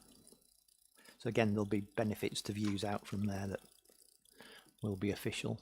Yeah. Just that the connection there, it is obviously shown on an illustrative basis in the development framework. That's not part of the act that's being secured as part of this. You know, that framework plan shows 2 in yellow little stars potential locations for a proposed pedestrian cycle access, but that's not, as far as I'm aware, part of the access. It's proposed to be Yeah. No, in fact, I was going to ask you, Mr. Holiday, about that because there's in the southwest corner of the site, there's a gate there, a locked gate currently that leads to an alleyway that leads to the corner of Coombe Road Yeah, do you know where I'm talking about? I think I know where you're talking about, So- but I so- don't so think the I know the yellow answer to your star. question. Yeah, the yellow star. On, Yeah, on- that on- might be for on- one for Mr. Tate, I suspect, rather Okay. than myself. Well, I mean, yeah. Okay. Well, basically, well, I don't know what the status is. fine, But, because I wasn't quite sure what that means. Who controls that gate, for instance? So have a think about that. Sorry, Mr. Friend, is there anything? I mean, Mr. Holliday said quite a few things about the footpaths. Is there anything you want to say about what he said? The only thing I sort of draw your attention to, sir, is that what we also have to consider is the change during winter months and also during dark hours. Because obviously what will happen along that route is even when the sort of framework of planting is put in, as shown for the outline scheme, there will still be this filtered awareness of the change on site, the lighting, what will come as a result of car movements, and don't forget during the winter months the dark hours are actually much longer than the light hours, or longer than the light hours. So it's not just to be looked at in isolation, that obviously vegetation will lose its foliage and then form a less dense visual barrier or filter, but it's also just sort of to be aware of that experience in those months and also during dark hours.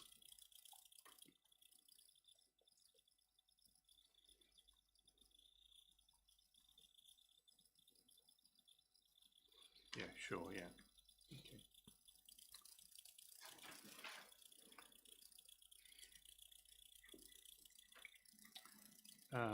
Yeah, should we go on to 5 then? So, obviously this is an issue between you, as I understand it. So, talk to me about the differences with the Taylor Winter scheme, with the home field scheme. That's in Mr. Holliday, in your second appendices document that shows the layout of the two schemes, the indicative layout of the two schemes. So talk to me about that, Mr. Friend. Yes, sir. In my proof, section 5 is where I discuss the appeal decision. From my point of view, it's more a case that we have had, obviously, a very nearby site has had had an appeal decision where it describes some similar concerns, not exactly the same, obviously, because it is a different site and is somewhat remote from our site, but still within close proximity to the northern edge of the settlement. And there are some characteristics which were described by the inspector in his decision, sorry, I say his, in their decision, excuse me, of that appeal, whereby they talk about, for instance, the retention of the green infrastructure would not ameliorate the landscape harm arising from the loss of an undeveloped area of countryside. So it's more just sort of from my point of view to raise that this has been said about a very close site, not to say that the two are directly the same, because obviously it's they are different in the respect that they are different sites, but they do share similar characteristics in their connection to the north of Southminster, and therefore where it's noted by the inspector, for instance from Sheepscote Lane Bridleway, they found the development would harmfully erode the rural experience. Again, that is somewhat different because obviously the site extended further along it and was to the west, but you would still be aware of the settlement edge coming towards you, as I think agreed by both parties, from Sheepscote Lane. So you have to be aware that that forms a sort of a consideration from my point of view when I read that appeal decision.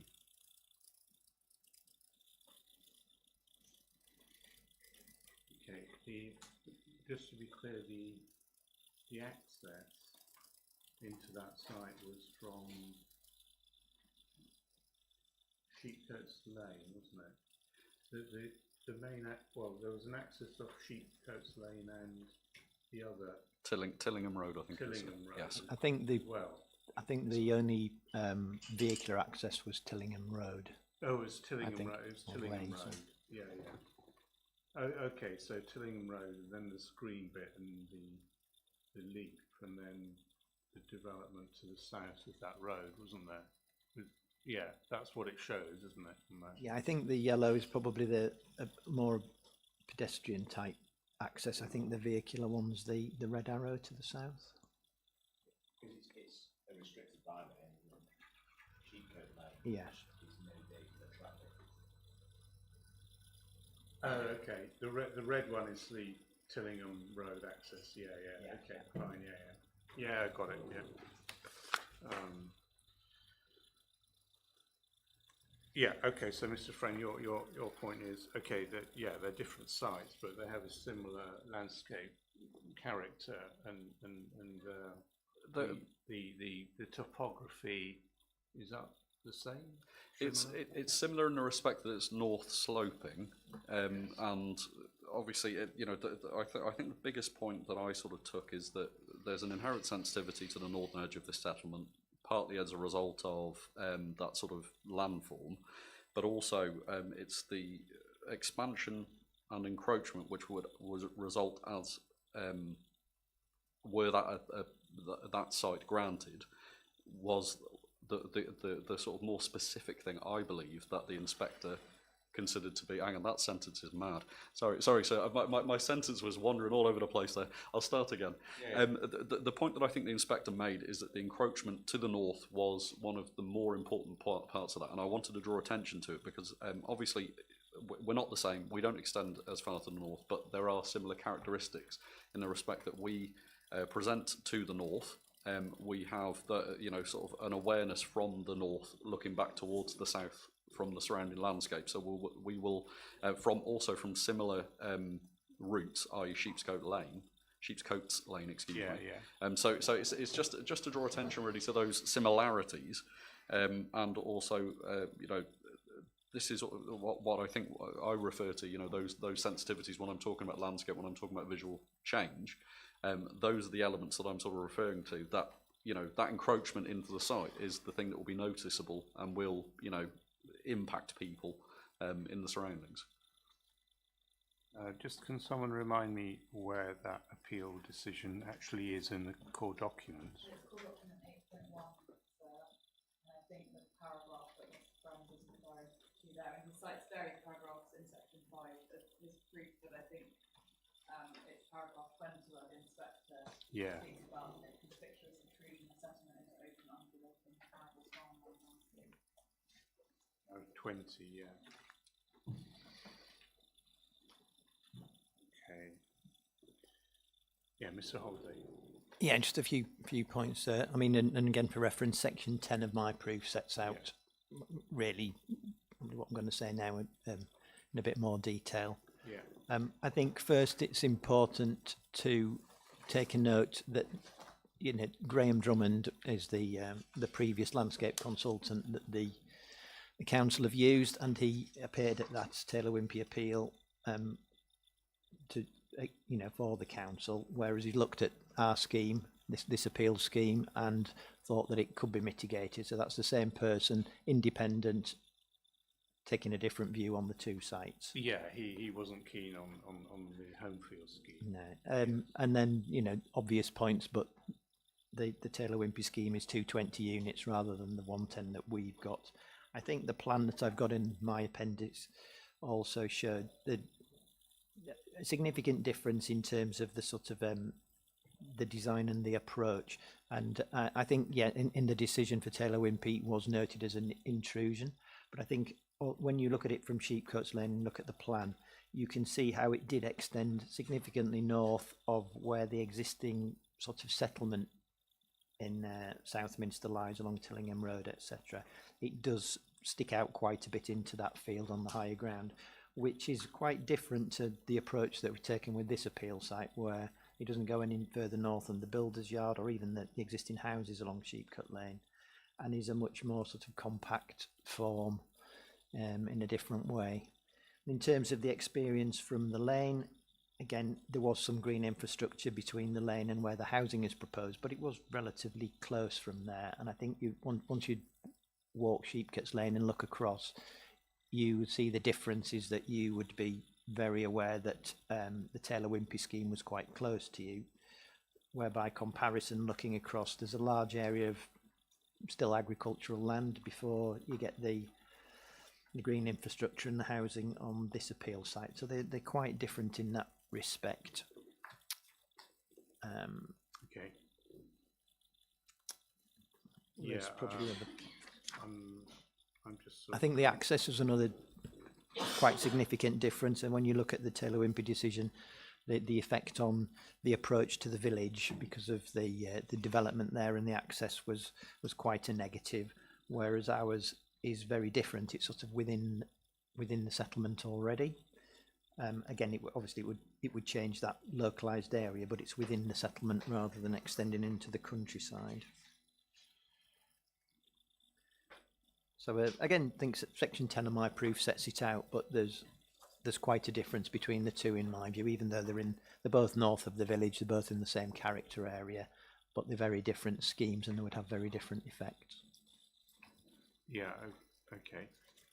I'm just thinking to myself, I'm a bit conscious I didn't really look at the access, and but I think I'll go back there, have another look I think myself. a drive up and down Tillingham Road gives you a different feel, and it's probably worth from Sheepcotes Lane just looking in both directions to see what you think the effects would be and how they would differ. Yeah, obviously I've got plenty of time to do that, so okay. Just on Sheepcotes Lane. Yeah. Probably the point before you were walking back towards the settlement is the point before you get to that fencing and vegetation on the right hand side. Yeah. I think it's probably the point you can best appreciate the difference between the Taylor Wimpey scheme or the immediacy of the Taylor Wimpey scheme. One perception of the appeal scheme, obviously further north, further away on the Sheepcotes Lane, wider than Yeah, I think it's different at different points, but you certainly be more aware of the Taylor Wimpey scheme in my view than it's going to feel closer and have more of an impact than it would than this appeal scheme would.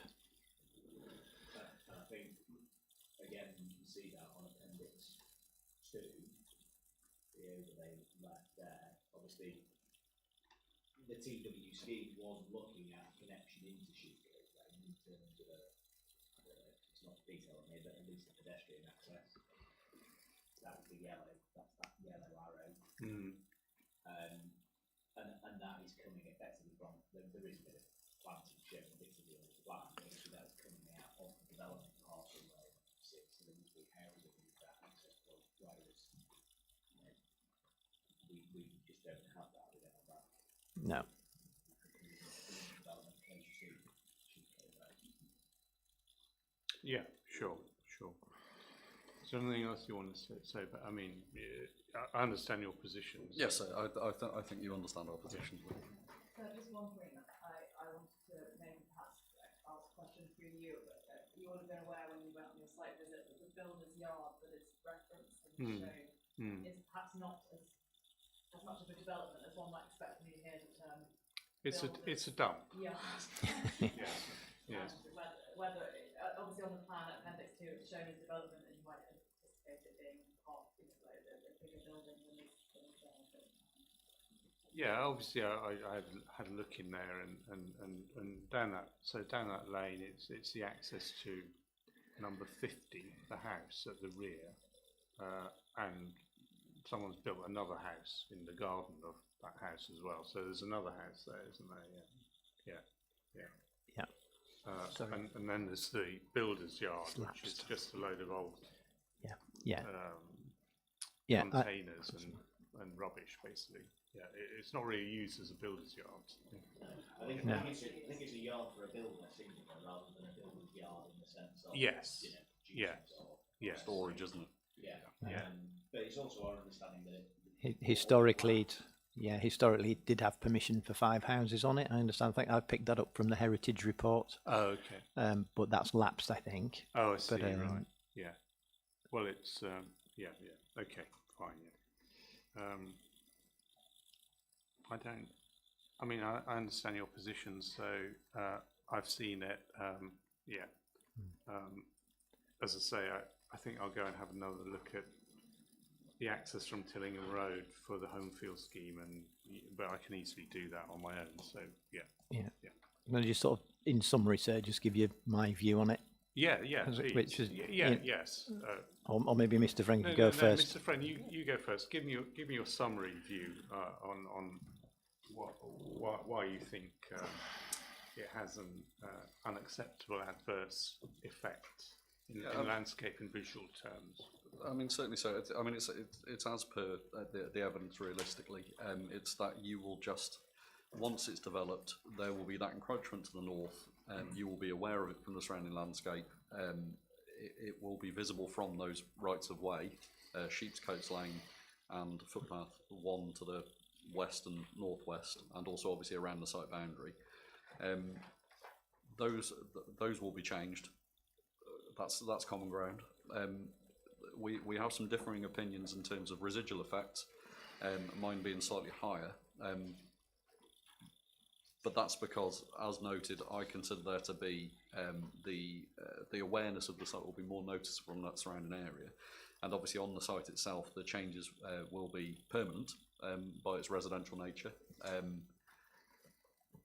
Effectively, when it comes to the adjacent appeal decision, as noted, there are similarities, but they are also different at the same time.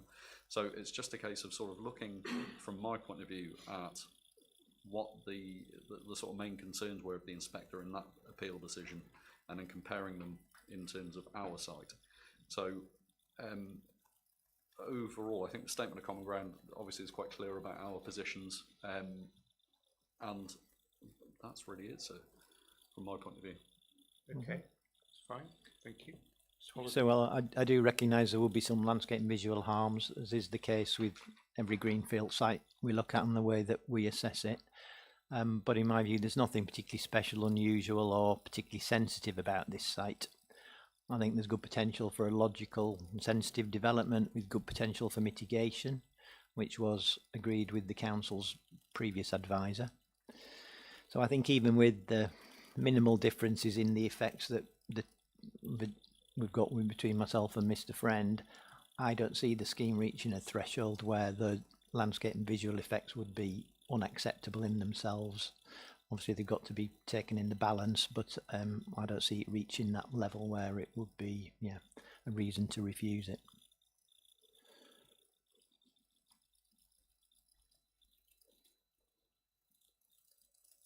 Okay, fine. Yeah, that's fine. So as I say, I'll go and have another look at that, at the Homefield scheme and the differences between that and your scheme, so I can understand it in my own mind, and I'll probably do that this evening or later this afternoon or something. Yeah. Okay. Right. So, well, we're doing quite well here, aren't we? It's not even afternoon. Very rare does this happen. It's quite, to me anyway. May happen to others. I'm not sure where Councillor Fluker has gone. Oh, did he? Oh.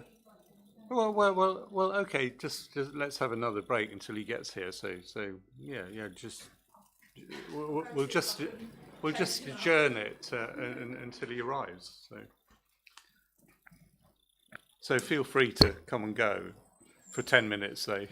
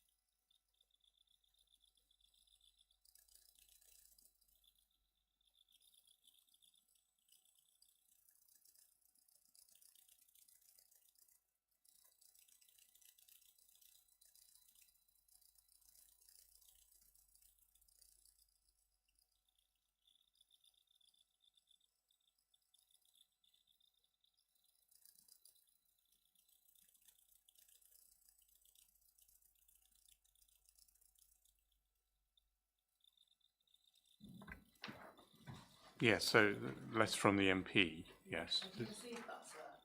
I, I don't know, but I doubt it, actually. But John Whittingdale, Conservative, isn't he? I think. Is he? Is that right? Yeah, I think so, yeah. Wasn't he something to do, wasn't he the Culture Secretary or something? Yes. Culture Secretary, yes. Okay. So, Councillor Fluker used to be the leader between 18 and 20, I understand, yes. It says. Yeah, yeah. Yes. Have you managed to source?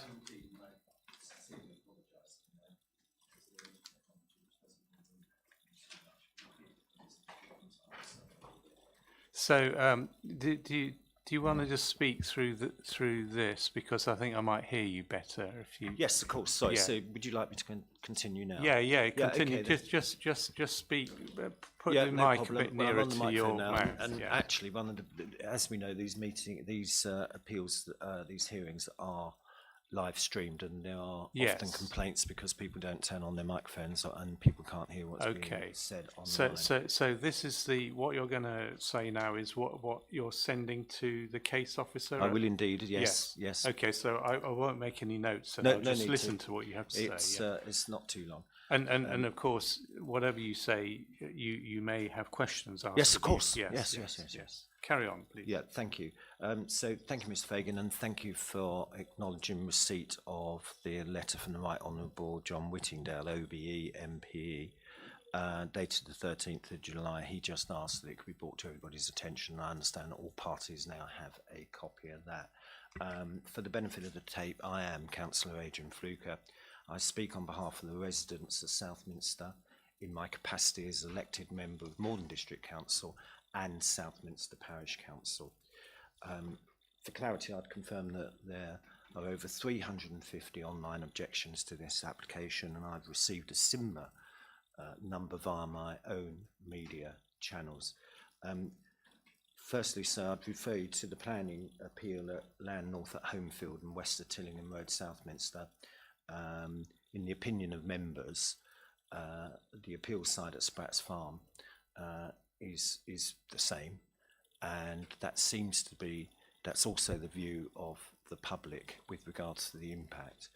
And you know, we have to obviously mitigate the reasons for why the members overturn the officer's decision to approve this, and it's basically all on subjective matters where local members and residents have, in many ways, a much clearer idea of what's actually going on the ground, perhaps in relation to a planning officer who makes several visits. So I'd just first of all like to turn to loss of amenity to the occupiers of nearby residential properties. Obviously, vehicles potentially 300 per day entering and leaving the site during the hours of darkness. Hang on a moment, I think we have a slight. Yes, I beg your pardon. So vehicles potentially 300 per day entering and leaving the site during the hours of darkness will illuminate the rear and side elevations of 48 and 50, and more substantially to 47 and 49. I did hear earlier on that counsel, on behalf of the appellant, questioned this in his opening remarks, but for clarity, these two properties are actually opposite the site entrance, so they would be heavily impacted with vehicles leaving the site with their headlamps on. It's also the belief for members that 48 Queenborough Road will be substantially impacted by vehicle noise, which will be accentuated by the proposed traffic calming ramps, which are shown on the drawings provided. To understand the thinking of members, it was stated in the report that went to the planning committee that internally the impact of the noise could be mitigated by the windows of the property closed. However, in doing so, the occupants would be deprived of fresh air and cooling during periods of high temperatures, which would impact on the living conditions and results in further loss of amenity. I mean, installing air conditioning could mitigate that, but that would be at odds with our net zero policies. And so you can understand where the member's view was coming from on this. The applicant is also proposing to erect an acoustic barrier along the boundary of 48 Queenborough Road. The barrier will be approximately 2.5 metres high. The visual impact of such a barrier in a residential setting, the same of which are often seen on the edge of motorways, would be unacceptable as a result of them having a detrimental impact on the character and street scene, and would therefore be contrary to policy D1. I was pleased to hear that you've made a site visit, sir, so obviously you won't be totally disadvantaged, but for clarity, Queenborough Road is a former narrow farm track. It's quite unique insofar as it's made up of a mixture of properties from the Georgian, Victorian, Edwardian periods, along with properties from the 50s through to the 70s, with several listing buildings nearby. I mean, it's for that reason that members were concerned about this particular piece of furniture and the impact it would have on the street scene.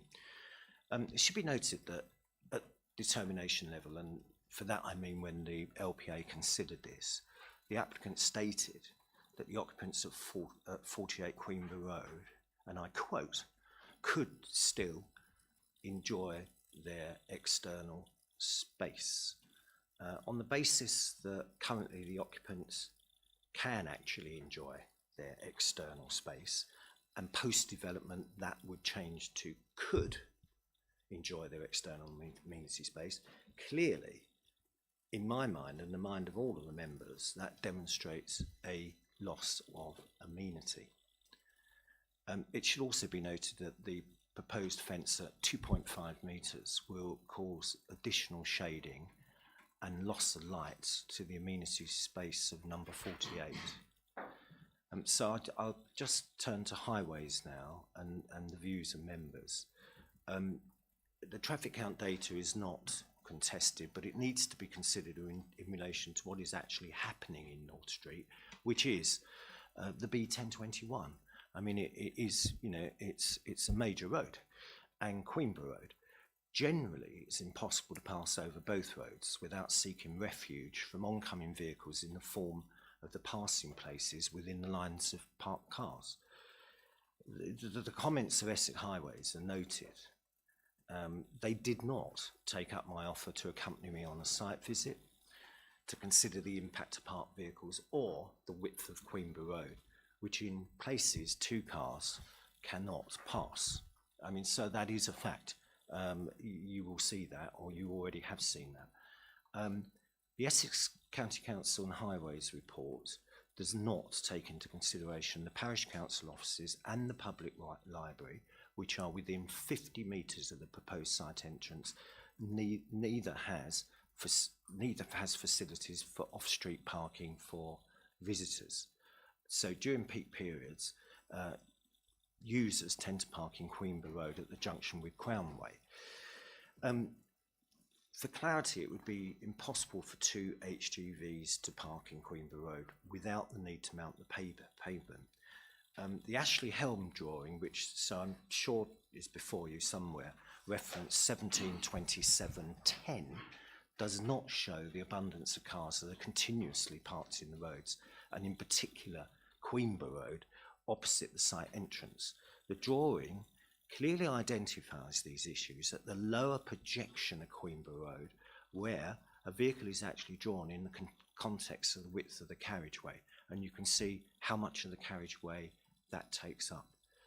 And Inspector, this is a very important part which played heavily on the minds of members. It is impossible for 2 cars to park outside the property called Mead House, which is approximately 35 metres from the proposed site entrance, without mounting the pavement on the south side of the road. It should be noted that there is no pavement outside Mead House. The pavement opposite Mead House is heavily used. It's used regularly by children going to the school. And should a vehicle mount the pavement, that could pose a serious threat to pedestrians, whereby a person could become seriously injured. Chairman, obviously that would be totally unacceptable if that happened.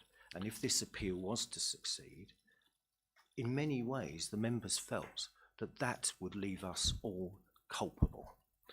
Sorry, can I just ask you, Yes, of course. where is Mead House? Mead House, sir, it's a property to the north of the application site. It's quite an ancient property. There is no pavement outside. On Queenborough Road? Yes, on Queenborough Road, I beg your pardon. Is that the thatched house?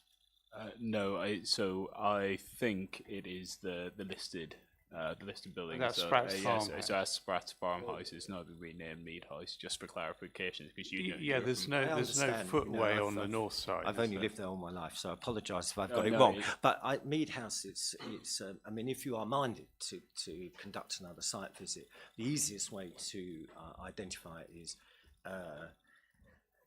I don't want to play on it, but it is the narrowest point of Queenborough Road. Yeah, And yeah, you'll see there's a big hedge hanging over the wall. Is that where you live? No.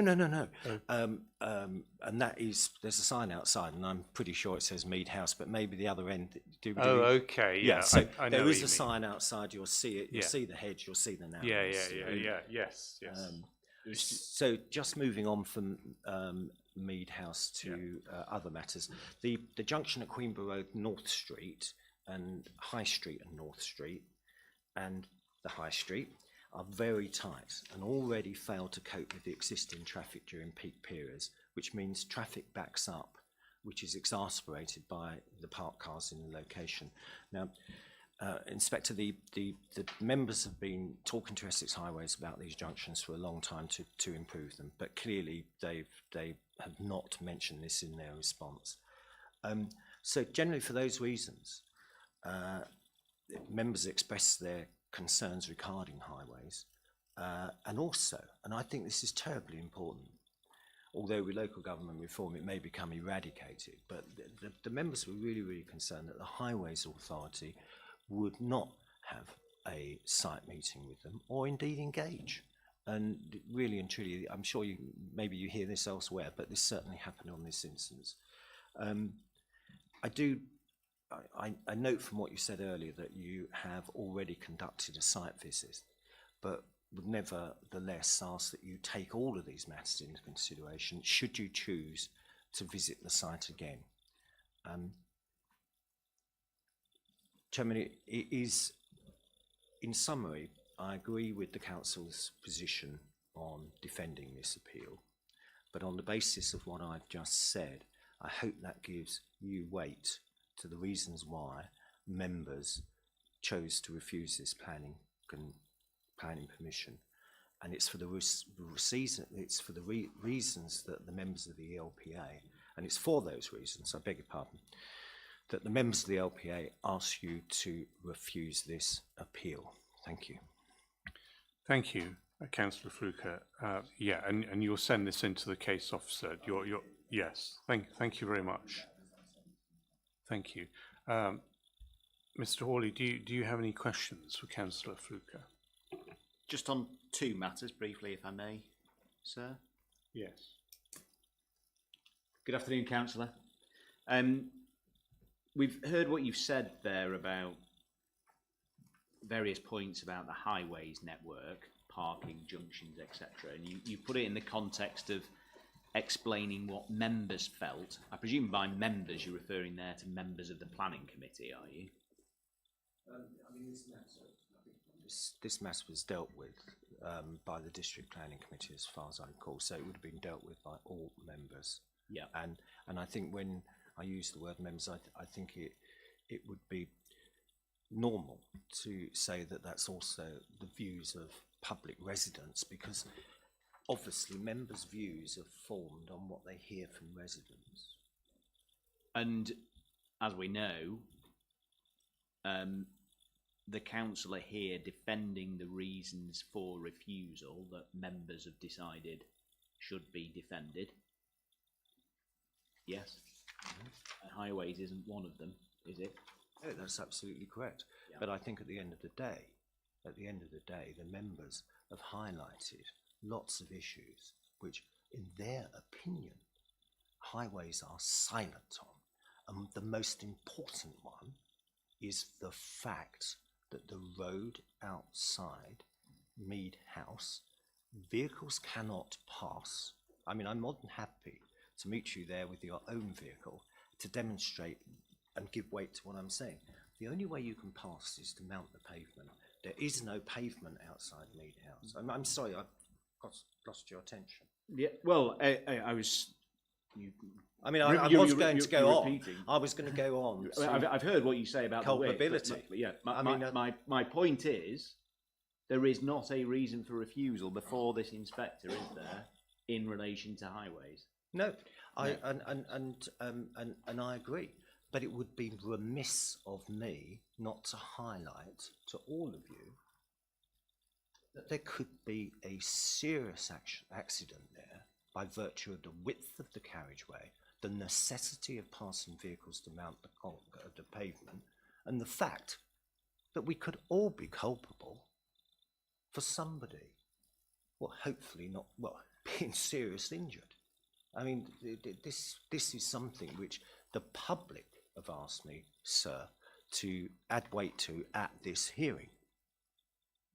It's nonsensical, the position of the highways. These are not subjective matters. They can be dealt with by two vehicles or a tape measure. These are not subjective. This is my, this is my ward. Okay, so the views of the expert consultee are nonsensical, Essex County highways, yes? Well, let me give weight to the words I use. Nonsensical in the sense that two vehicles can't pass, and in order for them to do so, they would have to mount the pavement. So how can a statutory consultee say that the only way vehicles can pass is if they mount the pavement? I mean, these are quite unusual and unique circumstances, but I think we just... Sorry, I'm giving way. Yeah. Okay. Well, no.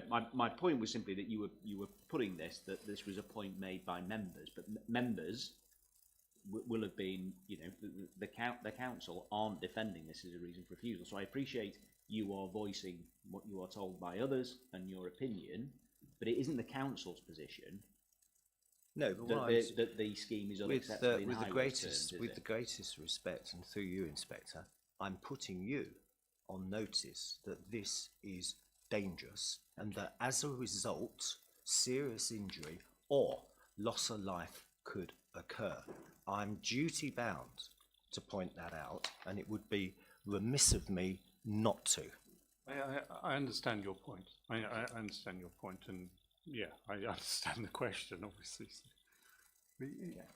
So second point is reference to the fence that will be on the eastern boundary to number 48.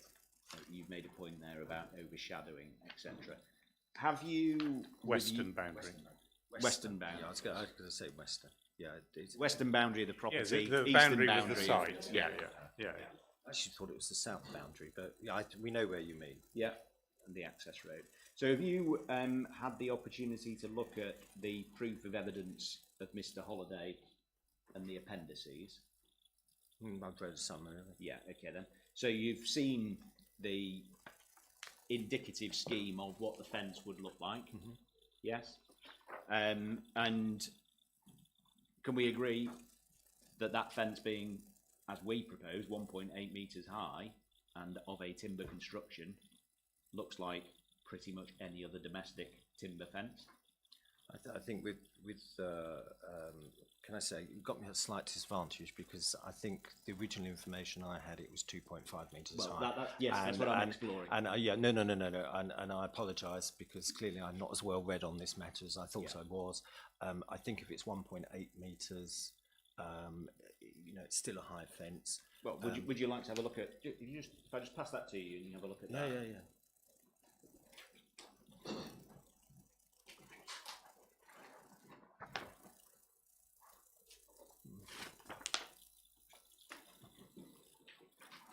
think that, you know, given the street scene in the vicinity, in my mind, it would still look out of place, but that's a subjective view. Yes, but it looks and would read as an ordinary timber fence, wouldn't it? Being 1.8 metres high and domestic. I don't, without looking at the samples and the materials, I couldn't say. All I have before me is I don't know if that's an actual or a montage, but if one was to compare that with the fences and boundary treatments in Queenborough Road, where there aren't a lot of fences opposite, in my mind, it would not enhance the street scene. Okay. And the existing boundary treatment for that property is a timber fence, is that That's correct? correct, yeah. In the location where there will be a timber fence at the same height. Well, one presumes sitting outside of it, yes. Yeah. Okay. Thank you very much. Thank you. Thanks, Councillor Fluker. That's great. Thank you. Well, so we finish for the day now, haven't we? Effectively, because we can't do anything else without the other witnesses. So,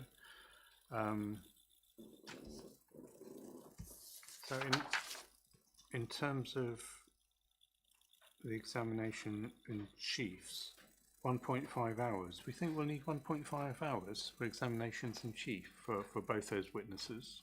Do we? I mean, this is noise. Noise. Sorry, noise for tomorrow. I mean, yeah. I can certainly. I'm more than happy. I'll have a look and see. Yeah. You know, just to cover the. Obviously, it's a technical discipline, and It is, setting the yeah. groundwork Yeah. so that we're all understand what we're talking about. Yes. To be honest, I was thinking that maybe you would agree to have this matter as a roundtable discussion, but I can sort of see why, under the circumstances, you haven't decided to do this. That was the council's position, Yes. sir, but of course, but the appellant would prefer it by Okay. Well, formal fair enough, examination, and then. we're at an inquiry, so I didn't feel Yeah. the need to have that debate in front of you.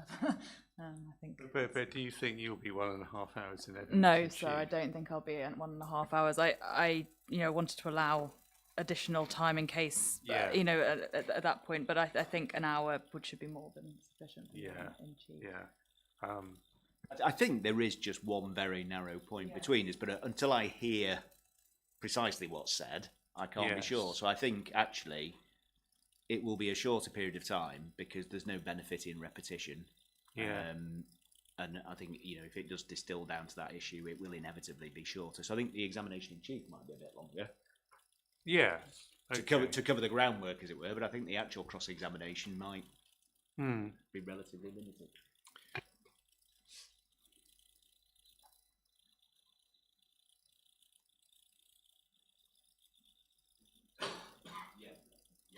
And well, as my learned friend and I discussed, and is being indicated now, I think there's at least some prospect, probably a reasonable prospect, we will actually get onto planning tomorrow as well. Tomorrow, yeah. I think. I was wondering about that. Which would then take us through into a continuation of planning on to Thursday, and then we could do conditions and 106s. And then my learned friend and I could have the opportunity to do some scribblings. Yeah, and then yeah. potentially we might be able to get closings done on Friday. And that sounds incredibly optimistic, but it's only on the basis of what we've experienced, the acceleration today, really. Yeah. And then we wouldn't need the following Tuesday. Well, I mean, since we're going to do it online, it's no great shakes. Yes. But We can. and we could even do it on Monday if you wanted, as far as I'm concerned. I think I have something in the No, diary. you've probably got something else. Yeah. But yeah, okay. But yeah, we can see where we. Yeah, where we end up. We'll just, yeah.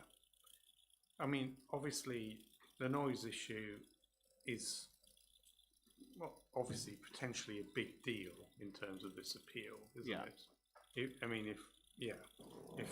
If I was to agree with the council, that's a big deal for this appeal, isn't it? So. It is relevant to your Yeah. overall planning balance. Yes. Well, Yeah. indeed, but yeah, it's quite significant. So, Yeah, we need to spend as long on that as we need to, yeah. But I think you're probably right, though. There's probably only one issue. Yeah. So, anyway, yeah, fine. So, yeah, do we need to start at 9:30 then? I suppose it would be beneficial to start at 9:30, yes. Yep, more than happy. I think we're happy to do so, sir. Yeah, okay, fine. So potentially we might be able to finish the council's planning witness tomorrow, potentially, but who knows? Yeah, yeah, okay. Fine, all right, fine. So we'll start at 9:30 then, fine.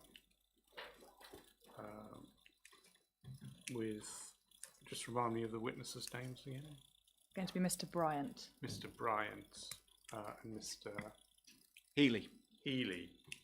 Yeah, Mr. Helm and Mr. Healy, yes, yes. Okay. Hawley. Requirement of the appellant's team that your surname begins with an H. Yes. Yes, that's okay. Right. Just on an H, Mr. Helm, you did indicate you might have a preference to, or you might have a preference for him to be here tomorrow in terms of anything that arises from the noise, and I certainly don't want to deprive you of that opportunity. Yes, so my only involvement with the noise, Mr. Healy asked me to look at the traffic flows through the night, so between the hours of 11 p.m. and 7 a.m. Yes. And I prepared a technical note for him, technical note 3, which provided the numbers, you know, the levels of traffic that he was looking for. Now, as I understand it, that wasn't appended to his evidence. He makes reference to the numbers that were computed from that exercise, but the note itself wasn't appended. I was saying that I think if we were to provide copies of that to you tomorrow, it sets it all out sort of step by step, the assumptions in the approach that I've adopted. And really, I don't, that's the only involvement I've had with regard to traffic flows and noise. Yeah, I think if I had that note, then I don't. Yeah, okay. You don't really need to be here. Yeah. Okay, That's my thank feeling. I mean, but I don't want to. It's for the appellant to decide who should be here, obviously. But yeah, I'm happy with that. Yeah. Okay. Just a housekeeping thing. Can I leave all this stuff here tonight? I mean. This room won't be locked. There is a room that we can leave it in though, and then it can just be brought into it tomorrow morning. I can't leave it here, so This room will not be locked, so I can't. But will it be used? Because I believe it's being used tonight, but it will be being used other nights because there are committees happening. so non-valuable items. It's not to say that the proofs of evidence aren't valuable, of course, but the non-valuable items I think could probably be left out. Well, I suppose my question is, can I just leave all my papers here? It won't interest anyone taking them, but no one's going to throw them away or clear them away. There's no committee tonight, so it's absolutely fine. Okay, so I'll just leave them, obviously not my laptop, but I'll just leave all the stuff here and I'll just find it there in the morning. Yes. Yeah, fine. Okay, fine, thanks. But maybe not tomorrow. You let me know tomorrow. Yeah, okay, thanks. Right, 9:30 tomorrow then, thanks. I suppose, I should just add, if there is a committee meeting tomorrow, have we got a time constraint on what time we need to finish tomorrow? Okay. Because obviously they need to reset and they need to do it before the committee starts. Sorry, there is a committee tomorrow. Check. I know that Southminster's the third, so Thursday is the day that we've got a committee here. Okay, fine. So tomorrow's fine as well. Tomorrow's fine as well. Okay, good, fine. Okay, see you tomorrow then.